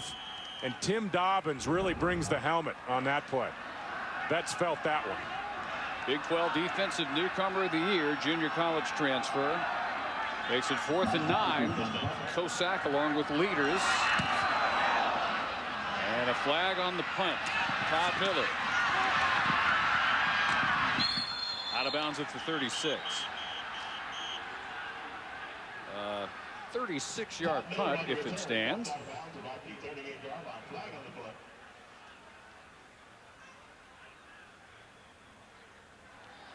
And the indication against Iowa State by Bill Lemonier, referee from his Big Ten officiating crew. You see that expression that says, how can you be holding on that side of the ball? Well, we'll ponder and consider a response during the timeout. Shreveport Bossier is the perfect vacation destination for family entertainment. Explore the magic of science at the Cyclones Discovery Center and IMAX Dome Theater. Tour the breathtaking gardens of the American Rose Center. Enjoy great food and exciting nightlife at one of our fantastic festivals. If it's family fun you're looking for, Shreveport Bossier is your southern playground. Call 1-888-45-VISIT for more information on family entertainment in Shreveport Bossier. People everywhere are experiencing a breakthrough. I'm full! Fullness from a value menu. This is my dad. He's full. The Big Bell Value Menu from Taco Bell. With filling items like half-pound burritos and big double tacos. Designed to keep your stomach and your wallet full. What are you supposed to be? I'm full. Well, the penalty gives Miami a first down. And Betts throwing on the first down, and he's complete down to the 40, inside the 40. Is the tight end, Dan Tyler, first catch of the night, just his 12th of the year, goes for 15 yards. Dave McClain, number 59, is the long snapper for Miami. He's lined up here. 26, Jamar Buchanan's going to grab him and pull him away from the line of scrimmage in order to try to open up a hole for a blocker to run through. That is against the rules. That is defensive holding. A very good call, an alert call by this officiating crew. And the Red Hawks take advantage of a huge break. Betts keeper all the way. Not the runner, his counterpart Meyer is. And again, we see it as he stumbles at the line of scrimmage. Did you see that move at the end of the play? That wasn't quite Chuck Foreman of the Minnesota Vikings at the end of the run. Remember Chuck Foreman, Bill? I remember Chuck too well. We played against him too many times. Remember how he used to reverse spin at the end of a run? Well, Betts was trying to pull off a Chuck Foreman there and couldn't quite pull it off. Yeah, that was what we would call a 180-degree semi-reverse spin onto the posterior. It was an aborted reverse. Back to what he does best. A heave, a man open deep, and a leap for the grab. Caught at the 9. R.J. Corbin ruled to make the catch for 30 yards. And this is not a catch. I was wrong earlier on the fumble by Betts, but this is not a catch in my estimation. I don't think he hangs on to this football. Another great throw by Betts. And watch right here. Does he keep control of the football? I don't think so. I don't think he ever had control. And I wonder how an official sitting on this play doesn't pick up that ball coming out this early. I think he did. I think the fact that he rolled over on his back, had it on his stomach, is the reason they gave him the catch. They give him the catch for a first and goal at the 9. Smith reversing field. Mike Smith with a flag down is down inside the 1. Foot and a half away from the goal line goes Mike Smith. Looked like Josh Williams, number 4, a wide receiver, holding on Nick Mosier, the fine safety, number 9. One more look here. Yeah, I think I'm with David on this. I'm not sure Number 4. that 10 yards. constitutes Spot of the foul. possession. He's on the Repeat ground with the first ball down. on his stomach, and he has possession. Then it comes out. I'm just telling you, that's the reason they gave him the catch. That's clearly the call. Well, I just think you've got to display possession of the ball for a bit longer than that. That ball was coming out, and I don't think he really secured that football. Well, the before penalty impact. erasing a near touchdown run by Smith. Now it's 1st and goal back at the 14-yard line. And the option toss. Evans maybe backs his way for a yard. He has the only Miami touchdown. Here's what happens when you run a little bit of option. Josh Betts doesn't really execute the option the way it should be. The definition of option is you run at the inside shoulder of the end man on the line of scrimmage. In this case, that's Sean Moorhead, number 40. He never gets there. He pitches the ball too early. Didn't exactly bring back memories of Jamel Holloway at Oklahoma. Maybe a little bit more like David Norrie at UCLA. Exactly. 1 yard.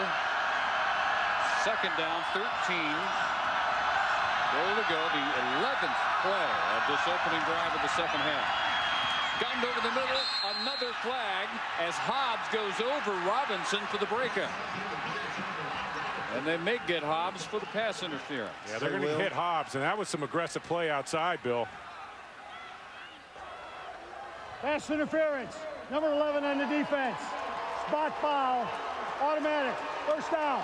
This is some of the most, some of the stickiest defense we've seen cornerbacks play, and definitely he's got his arms around him there in front. Too much contact with the ball in the air. That's not not a hard flag to drop on the field, but this is some of the tightest play we've seen from corners on both teams, Bill, that we've seen all year long. They're all up in their face. It's fun to watch. 1st and goal from the 7.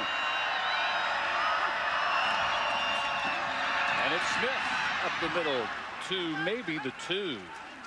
The 3 at least. The 2.5. 2nd and goal from there. What that allows the Iowa State defense to do is to play the run with fully 9 players. They're going to man up on the 2 outside guys. If there are more than 2 receivers, obviously they're going to man up on them as well, either with nickel or with safeties. And then they're going to dedicate everybody else to the running game, which makes it tough to run it up in there. It allows you to blitz some too, create some extra defenders to come from the linebacking core. 2 tight end looks. Smith is the setback on 2nd and goal. Gets the handoff. Backs his way for a touchdown, and Miami takes its first lead in the Independence Bowl. This is what happens when you let somebody hang around the way Miami did. They weren't doing anything. They were totally dominated until the last drive of the 1st half. Now they've come out, and we said they were going to show what they were made out of, and by golly, that's what they're doing. They are now not only ahead for the first time, outgaining Iowa State for the first time. And it was a better than 2-to-1 edge for the Cyclones most of the game. The point is blocked. An Iowa State specialty, and they get another one, and they keep it a 3-point game. That wasn't Nick Leaders again, was it? Guess who? Nick Leaders, the squatty nose guard that just has a feel for it. Todd Soderquist has a kick block for the 2nd time this year. Iowa State's 9th blocked kick. 4 now have been on PATs. So they have to settle for the 6th without the controversial call. It never would have happened.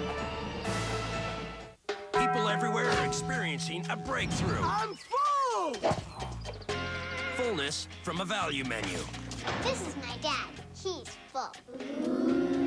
The Big Bell Value Menu from Taco Bell. With filling items like half-pound burritos and big double tacos. Designed to keep your stomach and your wallet full. What are you supposed to be? I'm full. All right. Yeah, I'm a pirate. Get full on value. Think outside the bun. Sand painting is practiced by many cultures. Notice how they place the sand, 1 grain at a time. They've been working on this piece for over 8 days. I'm sorry, no pictures, please. Just look at the detail. Want to get away? Now you can. Go to Southwest.com for Southwest Airlines $39 to $149 internet specials to 59 destinations nationwide. Purchased by January 16. You are now free to move about the country.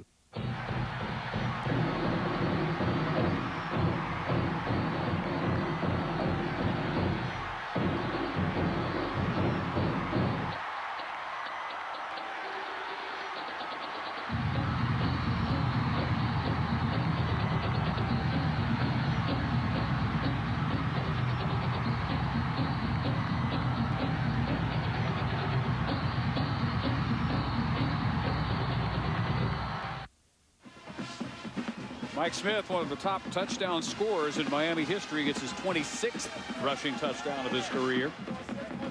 And the Redhawks take the opening second half drive, 12 plays, 80 yards, but 31 of those 80 yards are on penalties, on 3 first downs. 3 first downs thanks to Iowa State penalties. And they also get the call on the R.J. Corbin bobble, ruled to be complete, that got him down within striking range, from which Smith finally carried it in. Iowa State then blocking its 9th kick of the year to keep it 13-10. Hobbs, the senior, knows better than to bring that one out. Iowa State was here just 3 years ago. December 27th, they took on Alabama. And in the fourth quarter, trailing 13-7, Andrew Zhao would look for Terry Jones, 27 yards, and a touchdown that put Alabama back on top. Cyclones, though, would battle back. Tony Yelk missing a 47-yard field goal with under a minute to play, and Alabama would get the win. Still very controversial in Iowa State's memories. They think that kick was good. Ruled not to be. 13-13. Bama was that final, and Brett Meyer keeps it as Iowa State finally gets to snap it for the first time in the second half. Well, going back to Culbertson's kick with about a minute to go in regulation against Missouri, that kick was clearly not good. And going into that key kick at the end of that game, Culbertson had been 7 for 8. You know, we talked to Dan McCarney, and first thing he told reporters after that game is we wouldn't have been in position to get into that Big 12 championship without Culbertson. Stepping back to throw on second down. He still looks up, decides it's better to run it. Reverses field and is run out short by maybe a yard of the marker, right at about the 28. Talking to Barney Cotton, the offensive coordinator for Iowa State, he mentioned his 2 big rangy wide receivers, John Davis and Todd Blythe. And this is play action trying to get to Blythe, but he was well covered down the field by the safeties. Pusateri, and forced the run. Now you got 3rd and short. Adjustments have been made as promised by the Miami coaches. Everybody in tight, and slamming on his first carry for the first down is Ryan Cook. In fact, his first carry of the season. Cook gets the first and about 5 extra. Down to Alex. Hey, Dave, well, I spoke to a frustrated Dan McCarney during the half. Frustrated because he thinks that his team should have shut out Miami in the first half, and frustrated because he thinks that instead of 10 points on the board with the yards and first downs that his team has had, they should have more like 24 points on the board, Dave.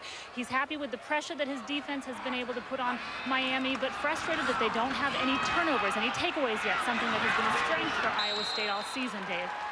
Meyer on the keep, run down from behind by Derek Rehage, the middle linebacker. Well, in this offense, you know, Alex talks about Coach McCarty being frustrated. This offense is not a quick strike offense, and they talked about getting some play action, getting some receivers down the field, but Bill, they haven't been able to do that. They haven't got much production in their deep passing game. Well, they did it. They did it with Blythe, but then they missed him. They overthrew him, and they need to come back to that with the play action on these safeties.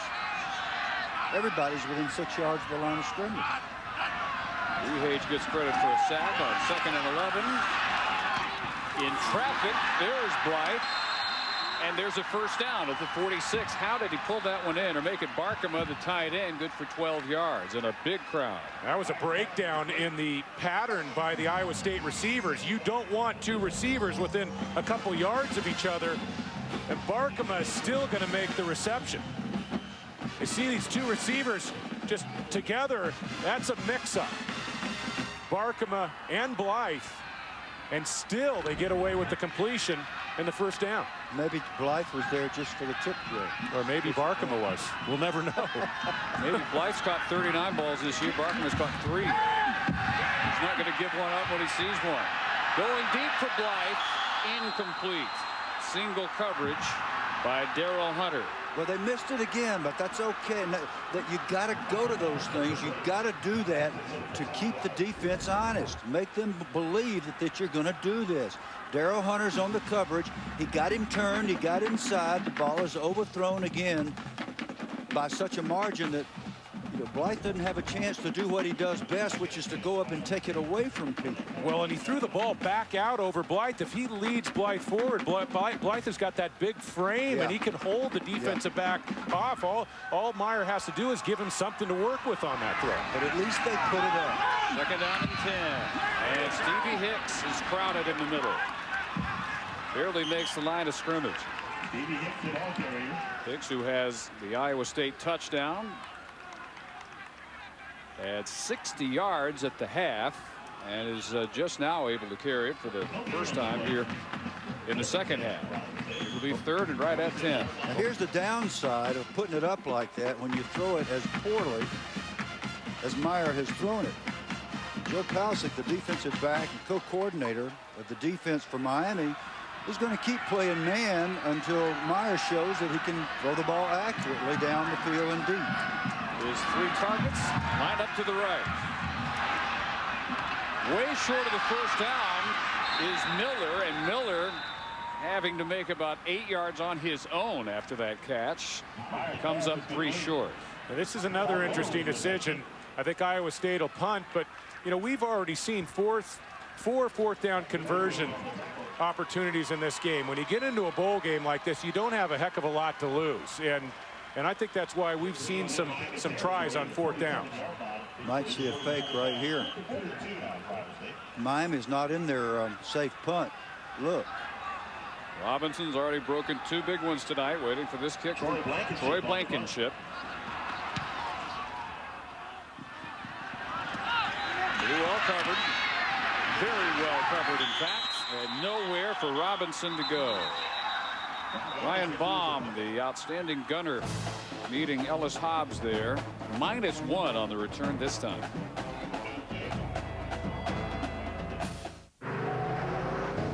With faster acceleration than a BMW 325xi and an Audi TT, the all-new Hemi-powered Jeep Grand Cherokee conquers the road like a sports car. And with our exclusive Quadra-Drive 2 4-wheel drive system, it conquers everything else like a trail-rated Jeep 4x4. The all-new Jeep Grand Cherokee Limited 2005 4x4 of the year. I will not be afraid of the dark. I will not feel guilty leaving my dog alone. I will know my children are safe. I will finally be able to relax! A single ADT system can help protect your home and family from burglary, fire, and carbon monoxide. Call now and save over $100 off the regular price when you buy ADT's family package. Plus save up to 20% on your homeowner's insurance. Call 1-800-ADT-ASAP. ADT. Always there. Katie was sure of her cholesterol plan. She took medication, she ate right and ran. Yet it wasn't enough to get bad cholesterol low. What's this? I'm still here in the land of no. Switch to Crestor, her doctor said. You're not to blame. All cholesterol drugs simply aren't the same. When Crestor performed in a head-to-head test, its lowering effect was clearly the best. Crestor's proven effective, that's well understood. Would you like to try it? Why, yes. Yes, I would. Ask your doctor about Crestor. Crestor is not for everyone, including people with liver disease and women who are nursing, pregnant, or may become pregnant. Simple blood tests are needed to check for liver problems. Tell your doctor about other medications you are taking, or if you experience muscle pain or weakness, as they may be a sign of serious side effects. Since Katie switched to Crestor, her cholesterol's much less. With Crestor and diet, it's the land of success. Get your free trial today and you just might declare, I'm a Crestor success. Now you're getting somewhere. ESPN's presentation of the 2004 Independence Bowl. Brought to you by Alltel. Visit text2winmvp.com to find out how to win $1 million. Jeep, trail-rated capability. Don't go off-road without it. And City, proud sponsor of the 2005 Rose Bowl, New Year's Day on ABC. World's largest collection of B-52 bombers. Barksdale Air Force Base here in Shreveport. And the 8th Air Force Museum. Over 70 B-52s are on active duty. Half a football field long, wingspan of 61 yards. Barksdale represented. We're in Independence Stadium tonight. 13-10 Miami. They take over to 14. And Betts, plenty of time, has to heave it over his own bench. Still has yet to hook up with Michael Larkin, the nearest receiver. Still at 49 straight games with a catch and nothing so far tonight. Last 3 possessions, 3 and out, and then they closed the first half going 64 yards for their first touchdown. They opened the second half going 80, 31 of those 80 yards on penalties, 3 first downs on penalties. They finally get the touchdown by Smith on the 12th play. But clearly Josh Betts is starting to get into a groove and get some rhythm in the pocket on those last 2 drives. And on that last play, Double Tights had all the time in the world to get the football off. Luke Clemens, just a couple, and a 3rd and long coming for the Redhawks. This is where penalties killed the Iowa State defense on the last possession, including one on a punt, a defensive hold on a punt. Miami had already given it up and got it back and took advantage of the generous spirit of the Cyclone defense to continue on the touchdown drive. In 12 games coming into this game, Iowa State only had 65 total penalties. They averaged 47.5 yards per game, and they far exceeded that tonight already. Betts with his receivers spread out on 3rd and 7. Swan at the 27, and it's incomplete. Intended for Ryan Beesing. But we again have a flag, and the flag is from about where Betts threw it. Now, Beesing had a bit of space to work with inside if Betts wasn't forced to put that up early. And a personal foul against Miami. Betts was forced to put that ball in the air early and threw it just a touch behind Beesing. Personal foul, number 75 offense. Hands to the face mask. That penalty's been declined. 4th down. Mark Crasium, the tackle. Guilty party, so Terry Hefner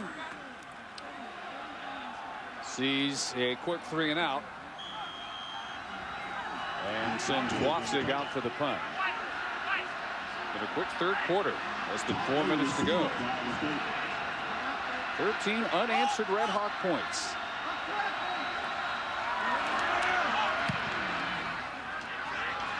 Very high kick, fairly short, and Miller lets it bounce, and it takes a Miami bounce inside the 35.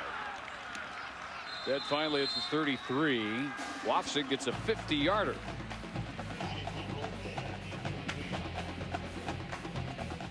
I'm watching Bass Center and all the new lures, and I wondered, whatever happened to just plain old worms? No, it's a lost art.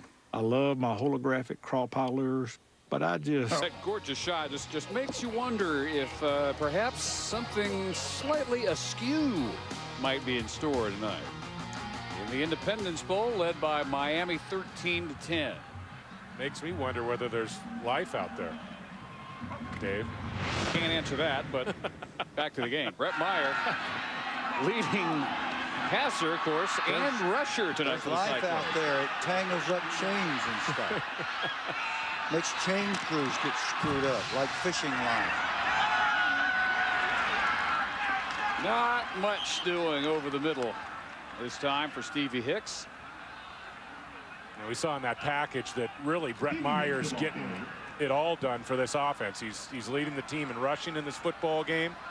You know, he had 54 yards at halftime. He's extended those rushing numbers, but they still are in dire need of some vertical threat and to hit a ball or two down the field on play action, get these safeties away from the line of scrimmage. Blythe just 3 catches, 42 yards so far. He went in motion, and Meyer looking his way. Out of bounds. Incomplete. Let's go down to Alex. Hey, Dave, well, while Brett Meyer has been the leader of this team tonight, he likes to think of himself as a very quiet leader. Only one time this year has he gotten up in front of the team and addressed them. It was before the Nebraska game. He says that he heard that Seneca Wallace, Iowa State's former quarterback, was a very quiet guy who didn't say much, but when he did speak, his teammates listened. And Meyer says that's exactly how he wants to be. Not the guy that talks every day, but when he does talk, his teammates will listen to him, Dave. Yeah, the E.F. Hutton approach. And if it worked for Seneca Wallace, why not try it if you're Brett Meyer? Maybe their greatest quarterback ever, just a couple of years back. Deep, has a man open, caught. John Davis then drops it. He drops it as he's about to step into the end zone. Mercy.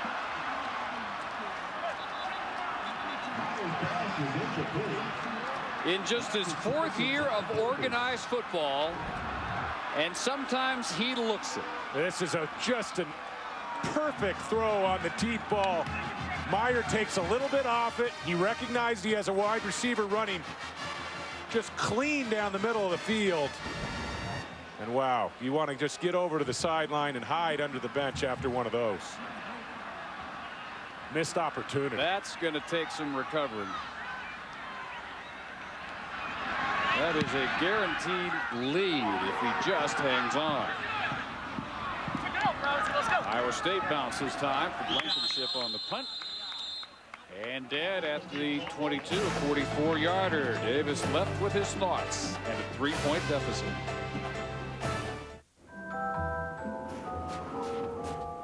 Bowl tomorrow night. And how about Drew Brees in San Diego right now? He's kept his job. Holding off the bonus, baby. First down, Miami. Mike Smith with a gain of 3. 8 Eastern tomorrow night here on ESPN. Capital One Bowl Week continuing with Oklahoma State making another trip to San Antonio. And number 22, Ohio State, representing the Big Ten in the MasterCard Alamo Bowl. All part of Capital One Bowl Week on ESPN and ESPN2. 10 more games the next 4 days. That's going to be a great one. I like that matchup. You know, going back to that flashback, the upset Breeze and Purdue upsetting Kansas State, that was on the heels of that devastating loss by Kansas State, Big 12 championship game to A&M. Yeah, they went from a spot they fought in the national title game to losing in the Alamo. Ryan Biesing with the angle, and he angles out just 2 feet shy of the first down marker. I know you guys are going to cover your ears, but that year, that was another example of the BCS working perfectly. 5 one-loss teams left to get into the game. Luckily, luckily for Bobby Bowden and Seminole backers, Florida State got into that championship game against Tennessee, I believe. Undefeated national champion Tennessee. Now, that was one year where it wouldn't have made any sense to have another game after the BCS because there was a clear Tennessee national title. That's true. That's true. And you remember there was 5, count them, 5 great one-loss teams that year. You had Arizona, UCLA, Ohio State, Florida State. Well, I pass on the opportunity to argue some more with you on this subject. Miami just did a brilliant thing. They rushed to the line of scrimmage, got down in their 3-point stances, snapped it on the quick count, and made the first down. Iowa State was ready on defense, but they couldn't get the play stopped. That's with the first down sneak up to the 33. 1:33 to go in the third. Miami dominated quarter. fake Betts. Fake carried out very well. Deep, still trying to hook up with Larkin, and almost picked off by Mosier. Larkin still 0 for the night. The streak still not stretched. Nick Mosier played this play beautifully from the safety position. And, you know, when you're playing two deep safeties and you got a deep ball, an offensive team trying to hit the post down the field, you want to make sure you have great depth, and Mosier gets great depth over the top. That's taking a crack down the field, but watch Mosier close. Really should have come up with the interception. Yeah, on the that ball play. was underthrown too. Michael Larkin trying to come back from 4 stab wounds suffered just a few weeks ago, including one serious puncture wound in his upper chest and left bicep as Clemens carries. Larkin, you know, the all-time leading receiver in this Miami program, and I think they've really missed him tonight. It's obvious he isn't 100%. He's the guy that really works the middle of the field from the slot position. So effective for Betts, and they've been missing that aspect. He wasn't even sure that the doctors were going to allow him to play, and he was so anxious to do it, and he wants to be out there, but I got to think that the play calling is affected by the thought of him going across the middle and taking a shot in the wrong place. You have to think that may be going through the coach's mind. The wrong place is where he admits he was at the wrong time. Early morning, December 5th. Over the middle. Incomplete for Ryan Robinson. Hobbs there with the coverage. Well, you know, Coach Hepner has a saying that I think is a great saying for young athletes. He says, nothing good ever happens after midnight. My father taught me that when I was 16 years old. I didn't believe him, but it turns out he was right. That was too late, Bill. He shouldn't have waited till you got 16. But I'll tell you what, Hepner's right, especially, Bill, you know it better than anybody coaching kids at the college level. You get frightened about the prospects of your kids out after midnight.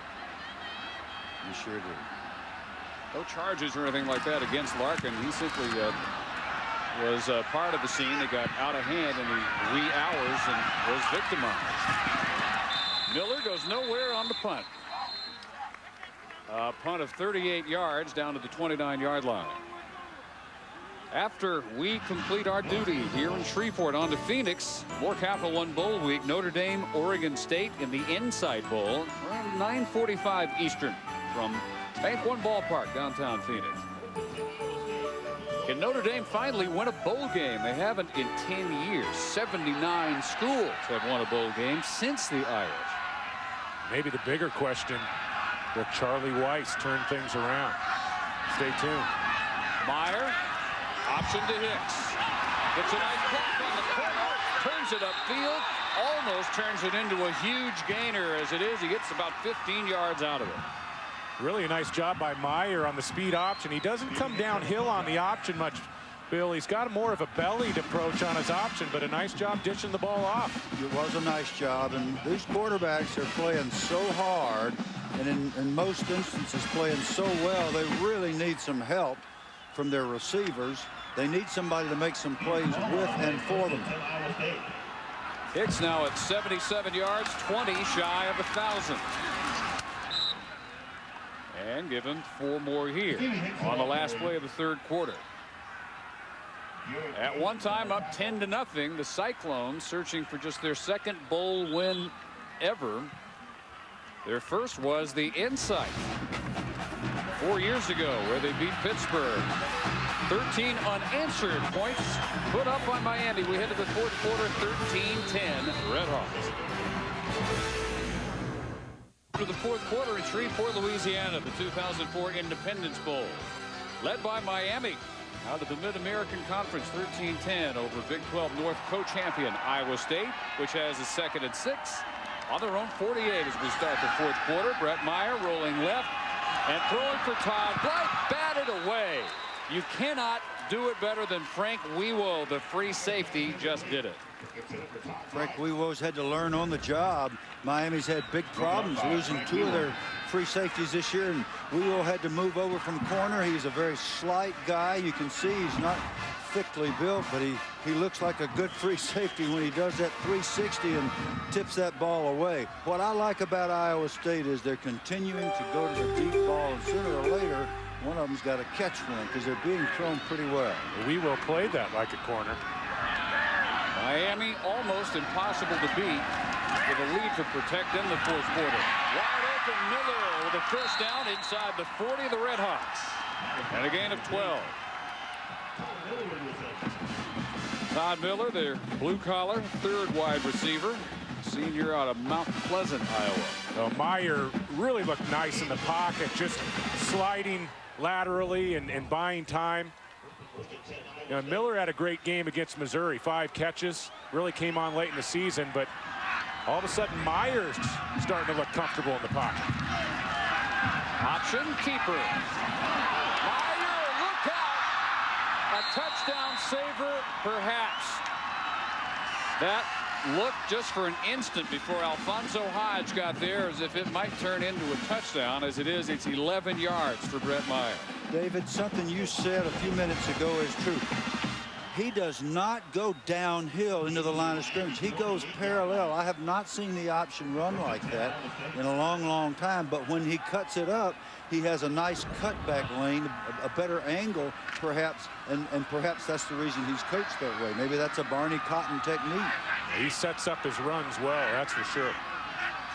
They've reached the 27.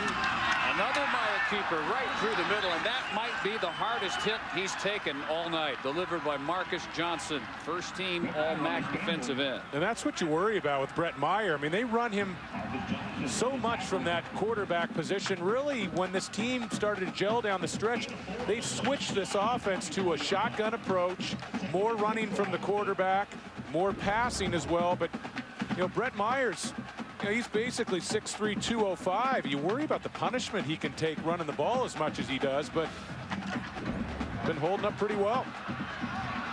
He's a tough guy. I like both these QBs. And Meyer will call the first time out of the second half.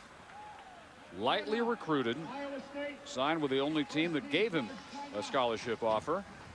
Iowa State, trying to take them to their second bowl win in school history.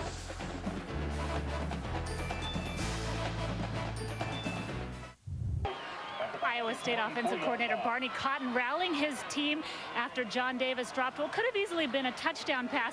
First one to kind of say to him, hey, John Davis, look me in the eyes. He told his team, we've got playmakers. Keep your heads up, you guys. Everyone needs to make plays, not just the wide receivers, Dave. Meyer, another keeper all the way, turns it back inside. Meyer leaping right at the goal line and not quite in. He's a foot shy, 23 yards. The run of the night for the redshirt freshman from Atlantic, Iowa. First and goal inside the 1. This run takes him to the century mark. You would think that the tailback would carry 19 times for 100 yards. But it's the quarterback in this case, and he got it down inside the 1-yard line. Excellent acceleration and great toughness on the part of the slight quarterback. And the give on first down for the touchdown. The fullback, Ryan Cook, had not carried the ball all year until he gets it twice tonight. And this time he takes it for the Iowa State lead. I hope his mom's watching. 2 carries in 1 game. Wow. How about that? Got to be exhausted. You know, they touched the ball once. He had 1 catch for 3 yards. Suddenly he plays a key role in an Iowa State comeback. Well, he's a heck of a blocker. He's been doing his job as a blocker, that's for sure. Big extra point, big because Iowa State blocked one. Brett Culbertson nails it, and it's the Cyclones by 4. And Ryan's going to enjoy this for who knows how long. Meyer got him close as he could, and then let his sophomore fullback finish the job. Fresh, made to order. Sonic's got it, others don't. At Sonic, you won't find any microwaves around here, but you will find delicious all-beef burgers served with the freshest ingredients around and made after you order them, the way you like them. It's not just good, it's Sonic good. This basketball season will be the highlight of their lives. I think that's the problem. So you take away basketball and you challenge them academically? Richmond is going to riot if you forfeit that game. You have an incredible gift up here. You should be all you can. Ask yourself, do I want better? All you got to do is have the drink.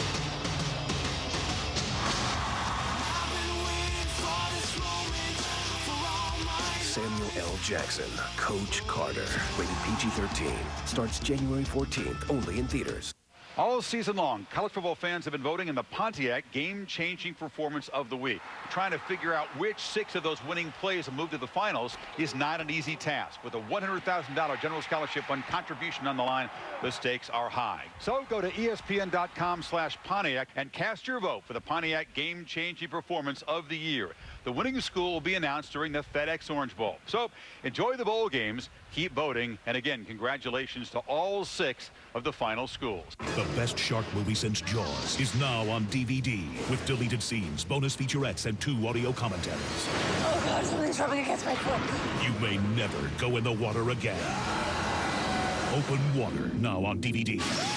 Hi, I'd like to redeem my credit card miles. Someplace warm? No. But I'm in Chicago. It's freezing. Ooh, I predict a no storm. Can my miles get me to Mexico? No way, Jose. St. Thomas? Saint happening. Hawaii? No, huh? Cabo? Cobb, no, maybe. L.A.? No. Who's in charge over there? That would be our CEO.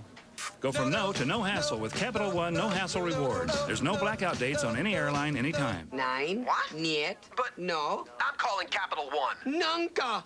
What's in your wallet? ESPN's presentation of the 2004 Independence Bowl. Brought to you by Budweiser. Grab a cold, fresh Budweiser. It's game time. Sonic. It's not just good, it's Sonic good. And Paramount Pictures' new film, Coach Carter, starts Friday, January 14th. Rated PG-13. Near downtown Shreveport, 17-13. Iowa State regains the lead, which they once had 10-0. Before back-to-back touchdowns by the Redhawks. And the sophomore fullback from Warville, Iowa, Ryan Cook, finishes in 8th place, 71-yard drive. Yeah, Cook, you always love to reward a fullback that's been working hard the whole game. I'm convinced, Bill, fullbacks come out of the game, you know, you measure them, they're probably an inch shorter than they start the game from taking on those linebackers head on. Red Hawk return to the 23 by Brandon Murphy. And nearly 13 minutes still to go in the Independence Bowl. First meeting ever between these two, looks like. What's up, Katie? What's up, Katie? We're headed for a terrific finish. Cook looks like the fullback that would be playing football in the state of Iowa. He looks the part. These games are usually close. As a senior, he was a tailback. He rushed for 1,564 yards, 22 touchdowns. And I'm telling you, when you're used to getting to do that, it takes a real man to come and be unselfish and be mainly a blocker for your football team, and that's what he's been doing. Well, at last, Michael Larkin gets a catch and extends his NCAA record. That's now 50 consecutive games with a catch. 3 more than anybody else in college football history. Of course, they didn't used to play, but 40. Sometimes even if you went to a bowl. But Larkin is the all-time leading receiver in Miami history. Second leader this year, his 56th catch. A game-time decision because of the injuries we discussed in the early morning incident of December 5th. On to the 33-yard line goes Mike Smith. We talked about the various players that were so impressive. Michael was among them. And I like what he said when he said, look, I was in the wrong place. I take full responsibility for it. I shouldn't have been out there. And he used the quote that David, you attributed to Coach Hefner about midnight, and it's true. Good man, good leader. Larry Hefner taking his leadership on to Bloomington, Indiana after tonight. And the announcement was made in their locker room as we carried it just after it happened that he will be replaced by his offensive coordinator, Shane Montgomery. That is by a nose, a first down. A couple more things about Michael Larkin. He's been elected as the team captain. He has 32 touchdown catches. That's second among active players, only to Braylon Edwards of the University of Michigan. So, I mean, he's been a big-time player here for a long time. His career very much entwined with that of Ben Roethlisberger. Roomed together 3.5 years. Larkin originally a walk-on, leaves as a legend. First down from the 33.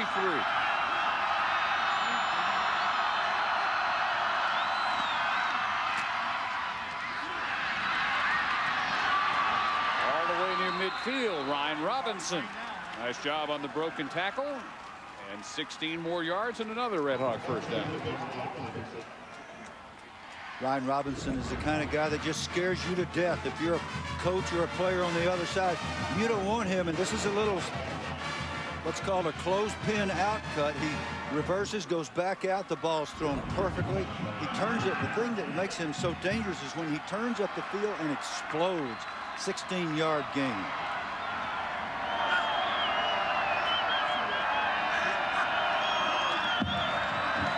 Betts is again on target as Ryan Deasing makes about a 5-yard grab to the 47. So very typical, methodical Miami drive, the response to falling back behind. Well, and Betts right now is in a groove.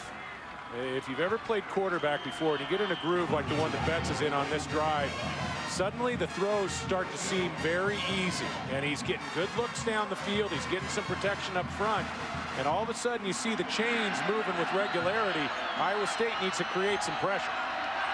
Up to 211 yards. He has 4 300-yard games, including against Toledo in the MAC title game. Scrambling, and then is that picked off inbounds by Tyson Smith? Almost.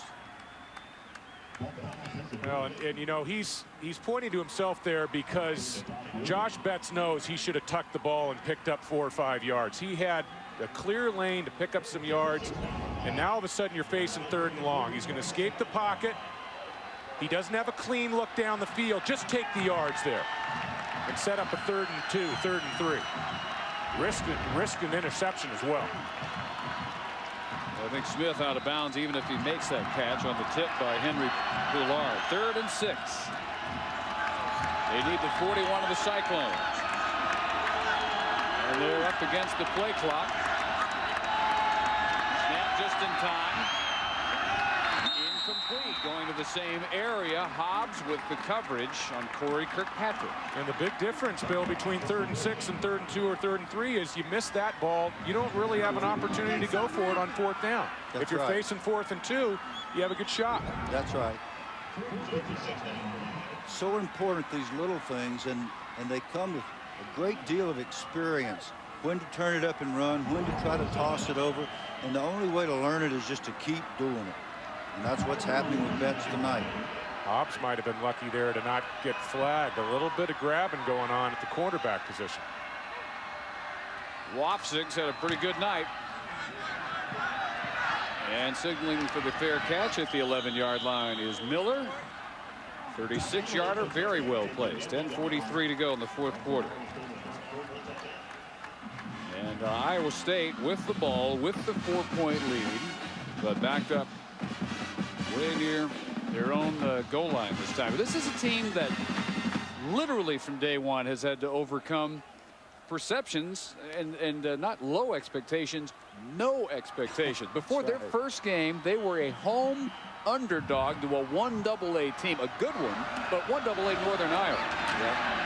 Now that would be either totally demoralizing or it would instill the kind of motivation that I think is exactly what happened. It's carried them still to this day. The players still talk about it. They still talk about it, and they also talk about the loss to Colorado. They went to Colorado. They played well enough. They almost won. And Dan McCarney came home, David. He said, you know what? We're going to win some games. And then they managed to pull out one at Baylor, and then they kept on trucking. Well, and at that point, they were 0-3 in conference, but they drew something out of that ball game. And then the long drive that Brett Meyer led them on against Baylor really turned the lights on. Meyer with a deep heave, and again he went for Davis. This would have been a much tougher grab, and he can't bring this one in. You know, it was that Colorado game, as you said, Bill, where they really felt like they had something going. They had some gas in the tank for the stretch run as we're taking a look. And there's some contact down the field. Hand play going on between cornerback and wide receiver. Well, here's what I wonder. I wonder why those deep balls are not heading toward Todd Blythe. Todd Blythe, number one, I've seen him in action. He catches those deep balls. And right now, John Davis is struggling. You go to your other guy. Give him a shot. He's in man coverage, too. Blythe averages 22 yards per catch. Hicks on the move with a first down and plenty more. Out of bounds at the 30. First down plus 9. Gain of 16. That takes a lot of guts, Bill, to call a draw play in that situation. Nice call by Barney Cotton. That's 100 yards tonight. That's 1,003 yards on the season for Stevie Hicks. You know what that is?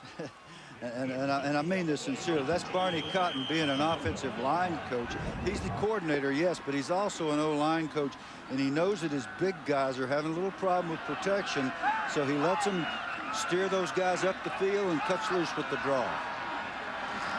Congratulations to Stevie, sophomore from Omaha. Now it's back to Meyer, and Meyer is out of bounds near midfield. Let's get an update from the studio and Reese Davis. All right, Dave, working our way toward the Inside Bowl. Derek Anderson and Oregon State getting set to take aim at Notre Dame. Kickoff is going to be at 57 minutes after the hour. For those of you in the home markets and Phoenix, we will get you there for kickoff. All right, rest of you will stay right here with us in Shreveport, where we're headed toward maybe slam bang finish. 9.5 minutes to go. Iowa State trying to protect a 4-point lead. They have a first down at their 46. There might be some viewers in those home markets that want to stay with this kid. Hicks to the 45-44 of Miami. 10 more yards. This is shaping up like a heck of a finish right here. It is. It's two football teams that are very determined to win this game, and an Iowa State team that only averaged 2.9 yards per carry in running the football this year, but they're doing a marvelous job against the front of this Miami football team, including some outstanding linebackers in Nande, Rehage, and Beasing. Getting the job done, moving it on the ground, eating the clock up. I don't know what they've done this at, but we haven't called Nande's name yet.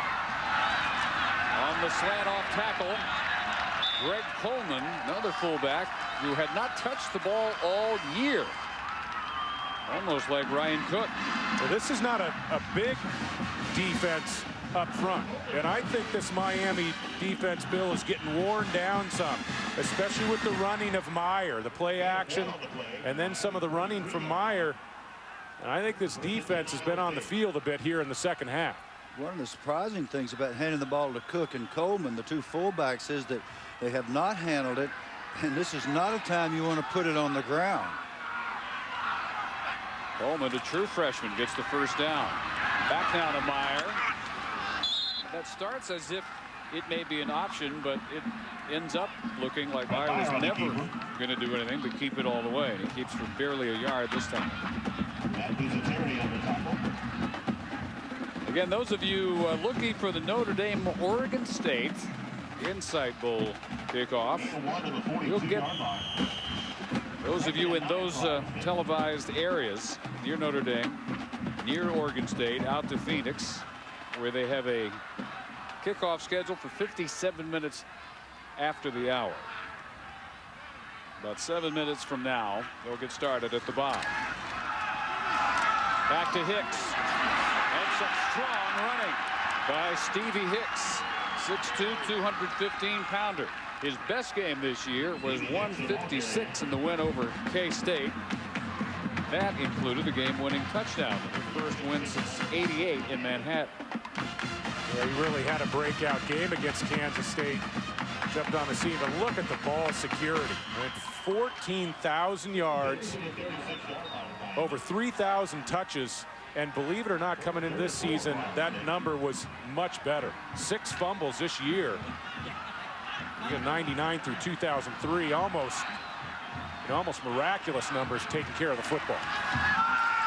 And around Davis. They said he'd have a chance to make a statement tonight, and they get him the ball on the end around, and he gets him the first down. They tried him a couple of times deep through the air. He dropped a sure touchdown pass. Barney Cotton in the huddle said, keep your head up. Keep your eyes open, John Davis. You're still going to have a chance to have an impact on this game. And I know we're starting to sound like a broken record, but you talk about impressive young men. Matt Pusateri, number 19 right here, leading tackler for the Miami team. That looked like it might go down the sideline for a big play, maybe even a touchdown, but Matt was there to make the play. Back now to Hicks, driven back. At best, no gain. Speaking of Nande. Now we can talk about the Nigerian nightmare. His name in Nigerian means God's gift. That is not what running backs think of. He was throwing Hicks around like a free weight on this play. Yeah, and Hicks is running like a man possessed. That's not just an ordinary running back that Nande's manhandling there. Hicks has been running through people, over people, by people. He's had a great night, but not when Turner gets his hands on him at the line of scrimmage. 200-yard rushers for the Cyclones. 117 from Meyer, 112 for Hicks. Meyer throwing to Davis, incomplete. Well, they keep giving him chances through the air. 3rd and 11. The ball just ate up Davis. I mean, this is perfect execution from the quarterback. You're in a tight ball game. You're trying to come up with a touchdown and maybe put this game away. And you'd like to have a little bit of better effort out of your wide receiver. Where is Todd Blythe? Where is number 1? The leading receiver on the team, averaging over 22 yards a catch, 9 touchdowns. He's non-existent in the game. His 3 catches, just 42 yards. He leads all freshmen in the country, 72 yards per game. Meyer again incomplete. This one for Mylan Moses. First time he's gone for Moses. 4th and 11.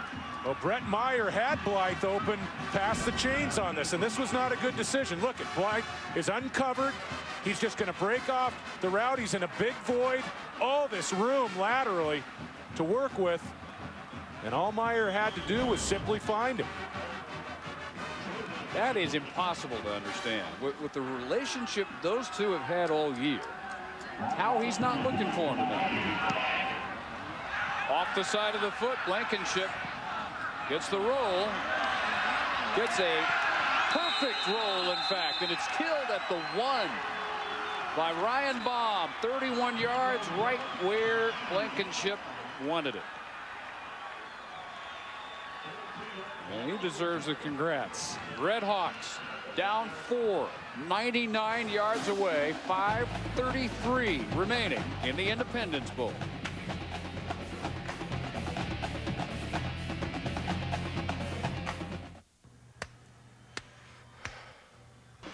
Back in Shreveport with 5:33 to go. 17-13. Iowa State over Miami. Those of you in the state of Oregon, as well as Chicago, South Bend, Fort Wayne, and Phoenix areas, we're about to send you for the opening kickoff in Phoenix between Notre Dame and Oregon State in the Inside Bowl.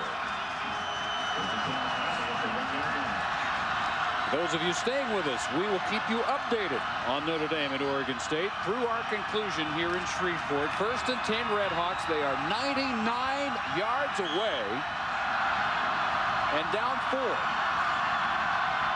They have all 3 of their timeouts. And they start with a short toss. Ryan Robinson breaks away. What looked like it might get him 2 yards, gets him up to the 8-yard line. 7 big yards because they can finally breathe a little bit. What a great player Ryan Robinson is. What a great player. He could hardly walk at practice day before yesterday. He's out there on an ankle that's bothering him. He should be dead to rights right here. No thanks. Drag, strength, agility, balance. Good gracious. He's terrifying if you're not on his side. Iowa State with 200-yard rushers tonight for the first time since November 18th, 2,000 when Ennis Hayward and Mike Wagner did it. Hits over 1,000, the 8th time for an Iowa State back to top 1,000 under Ben McCartney in 10 years. Smith with a first down to the 16. Smith with the second Miami touchdown right before the blocked extra point, which ensures that they have to get another touchdown. You know, for all great offenses, when you're trailing a game late inside 5 minutes, there's a feeling that goes on in the huddle. Everybody knows that the game's on the line. And I think that the focus and the intensity level really kind of heightens in this situation for offenses that know how to move the football. It'll be interesting to see if Betts and company can get the chains moving with the game on the line. And they keep doing it, chipping away. A little miscommunication this time as Robinson breaks off the pattern and Betts throws it about 10 yards deeper. But it does stop the clock at 4:07 to go. Our Burger King stat of the game: Miami just 69 yards rushing. That's barely half what they average. But this Iowa State rushing defense is their best since World War II. Average giving up 146 per game on the ground. Way better than that tonight.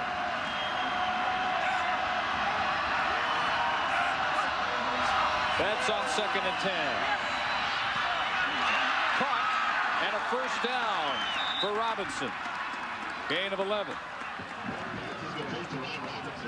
Some of the things that go unseen with the quarterback that are so important are the feet and the timing. And when you watch Josh Betts, he's got pretty nice feet for being 6'3", and he threw that last ball with nice timing as his wide receiver came open. He did, David. He also he's enjoyed very good protection over the last quarter or so. That was not the case in the first half. Just as soon as we finish, everybody out to Phoenix, where Notre Dame and Oregon State are just getting underway. Going deep, incomplete. Larkin asking for a flag. 2nd and 10. DeAndre Jackson, that was an outside move with a pump fake, and I just don't think Larkin is 100%.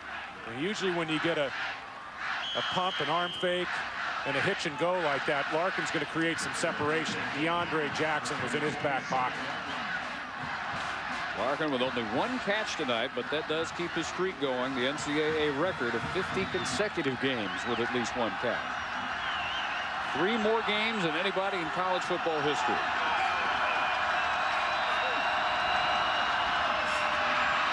That's sacked. Big loss back to the 16. Tyson Smith. And that's with a 3-man rush. Tyson Smith and Sean Moorhead, number 40, rushing 3 against 5 blockers. Absolutely inexcusable by the offensive line.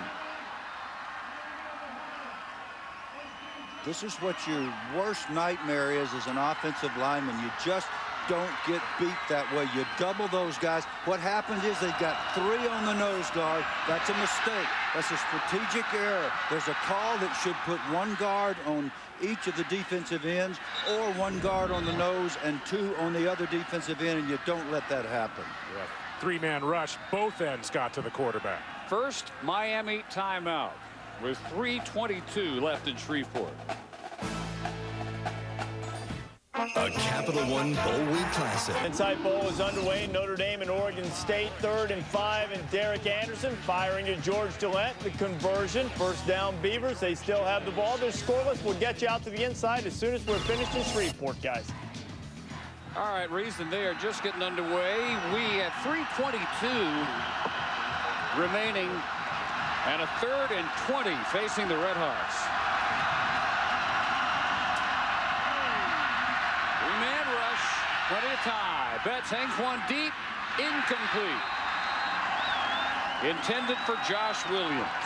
David, they're dropping 8, and there's just no place to go with the football. Correct me if I'm wrong. No, you're right. And the two receivers that had anywhere near the 20 yards depth were right in the same area down the near sideline.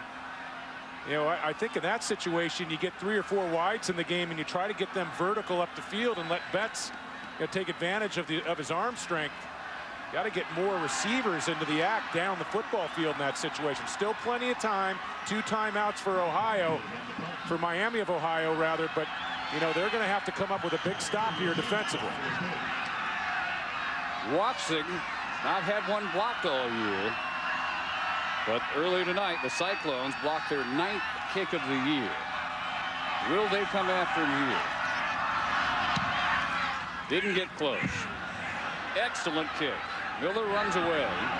This is going to be maybe, well, definitely his biggest tonight. One of his biggest ever. Huge mistake by Miller. Huge mistake.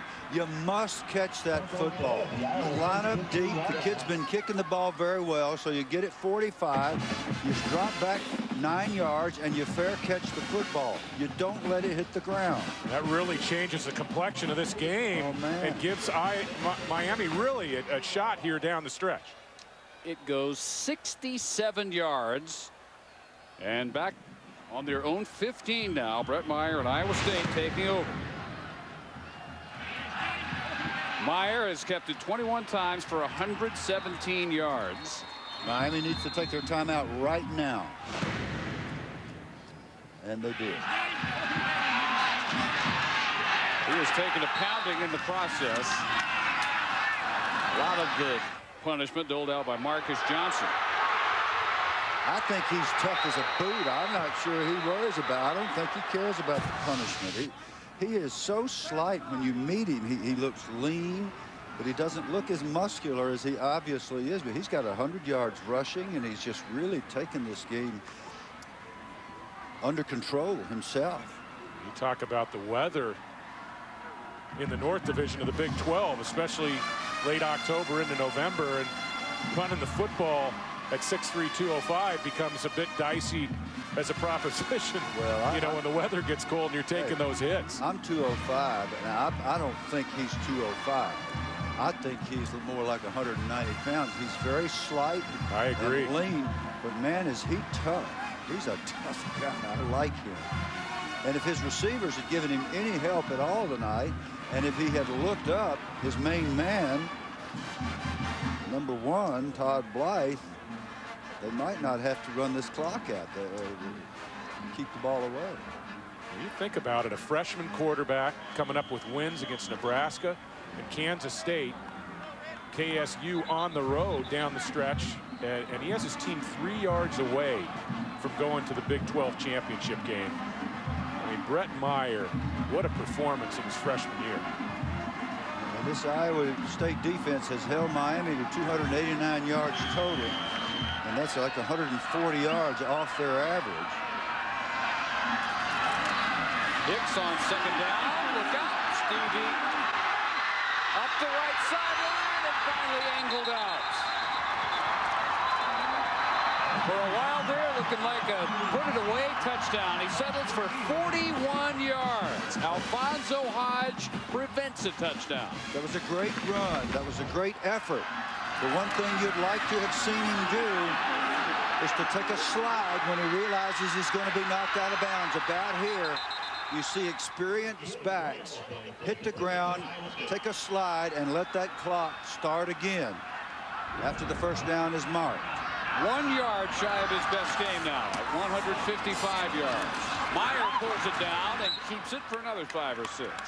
Meyer did exactly what I was just talking about. Now, he wasn't happy with himself because he thought he should have gained more, but he got on the ground, and what he did is he forced Miami to use their last timeout. Although they're not using it. He came awfully close to fumbling the football. You saw him shaking his hand after that play on the fake. He almost lost the football. Was able to secure it again. So this snap can come with right at 2 minutes to go as the Redhawks sit on their last timeout.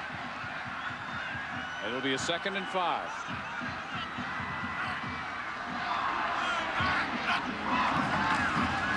Back to Hicks. And Hicks now with his high gain. surpassing his 156 against K-State. Let's again check in with Reese Davis. All right, Dave, Insight Bowl. Notre Dame's been pulling out all the stops. They've already run a halfback pass, but forced to punt it away here to Sammy Straughter of Oregon State. And Sammy, and I mean that, reaching out, filling the bob with joy for all of the Beaver fans and getting it inside the 30. Still scoreless, 10 and change to go in the first quarter. We'll get you out there in a bit. Tell you what, I think at halftime, if you heard him, Ron Franklin and Mike Godfrey brought up a real issue for Notre Dame. With all they have been through, how much do they have in their tank for a bowl game? Now, emotionally, I think they're running on empty. And that's an intriguing matchup. That Oregon State team was really picked to do some things. Derek Anderson, big, talented quarterback out of the Portland area. Things never really developed for that football team. I think that loss down at LSU, the missed extra points, really took something out of them.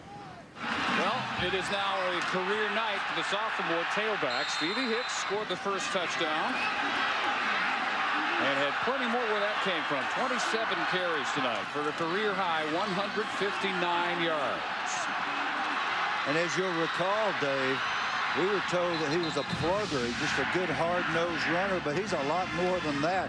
He's made people miss. He's darted. He's exploded. Now they'll give to the fullback. This is going to be very close for the first down. Yeah, this is a play of the game here, and he may just be short. Big fourth down decision coming up if they didn't pick up the first down. Ryan Cook gets his only 3 carries of the season tonight. Saved it up for the bowl game. Where they spot it, boy, it looks like it is inches short. Definitely close enough for the measurement. Well, you saw the look in Coach McCarney's face. He really wanted that one. Cook picks up the first down. This ball game's it's over. If that's the case, with no timeouts, they can take a knee and run out the clock. You can get about 1 minute and 50 seconds off the clock if they have no timeouts. But that isn't the case. They're short, and Iowa State, this is a tough decision. I think they'll go because it's a bowl game. But if you put it on them, you put it on your lineman, you put it on your QB, you run the QB sneak. I agree. You make the first down if you want to win the bowl game. I agree, but from Miami's perspective here, you make the stop, and you've got a relatively short field, and over a minute. Close to 1.5 minutes, actually over 1.5 minutes to come down the field and win this ball game. This is going to be very interesting here. But they only need 6 or 8 inches. So if Brett Meyer executes the Bill Curry quarterback sneak, the game's over. What Dave's talking about, folks, is if you get your pads down and get behind that big center and drive your legs. Well, I don't think so. I do not think so. He lost yards. He lost yards on that. He's up too high. He didn't get his pads down. He didn't get behind that big rear end, that center and that guard. And he got stopped, and we have us a football game with 1 minute and 23 on the clock. Well, what do you know? I still like the call, though. I still think Dan McCarney did the right thing. Yep. Oh, that's never a bad call with a 6'3", 205-pound quarterback. But the heavies won the battle up front for Miami. 2 things happened. Vandersand in the center and Seth Zier, the right guard, got stuck. They didn't get down there low enough and get movement. And then Brett Meyer got his pads up, and that's how you get knocked back and stoned for no gain. And now they got a problem. They got 65 yards to go. No timeouts, 1 minute 23. Betts can run it if he wants. Throw on the run. For R.J. Corbin, no, out of bounds, incomplete. Wow, and Josh Betts had him wide open on the sideline. Take a little bit off that throw, Josh. You have a completion. You've got a man on the sidelines. Instead, I mean, Bill, he put too much velocity on that ball. Make that an easy throw. 65 yards away. Plenty of time here, 1 minute and 15. Clock stops on a first down in college football. As a quarterback, don't take a sack. Don't throw to receivers short of the chains, and you can always stop the clock. You got to get the ball beyond the chains. 43-3 under Hittner, leading, entering the fourth quarter as they were tonight. Another throw on the run. This one is caught, and Larkin with the first down before he's out of bounds at the 46. as we again check in on the Insight Bowl. An update from Reese Davis. Dave, Notre Dame's given up 10 touchdown passes in its last 2 games, and against Oregon State, Derek Anderson going to work, finding George Gillette, touchdown Beavers. Oregon State on top 7-0, get you out to the desert in just a bit. All right, everybody heads that way when we finish here. 1:06 remaining, 1st and 10. To the other sideline, and Ellis Hobbs with the interception. Hobbs may run it back. Betts drives him out at the 10-yard line, and the senior MVP seals it away for the Cyclones.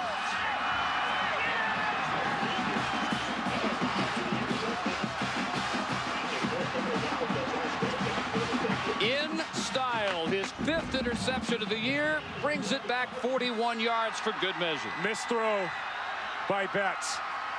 Betts missed that throw 2 yards to the right, led his receiver too far up the field. He was looking for Clemens.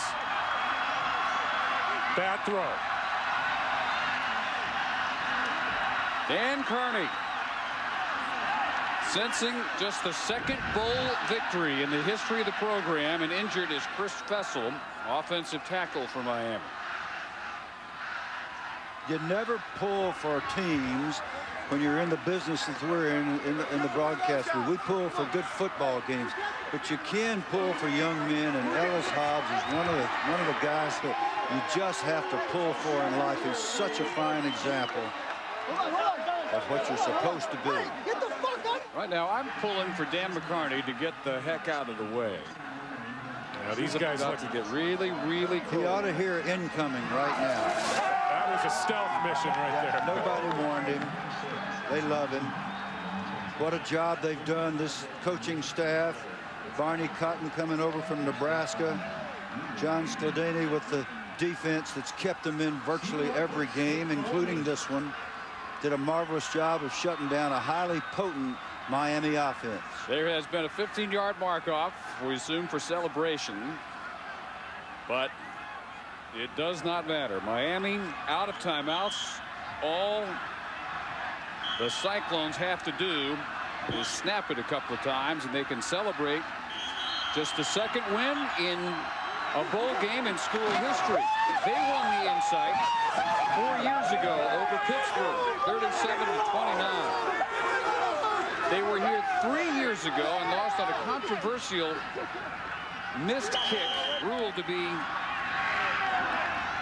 just over the upright, when Iowa State claimed it was just inside the upright. 14-13 to Alabama. Capital One players of the game: Meyer throws for 114, runs for 122. Hicks runs for a career high 159 and a touchdown. And again, the first time since November 18th, 2000, the Cyclones have 200-yard rushers. They also have, for just the 2nd time in school history, a win in a bowl game,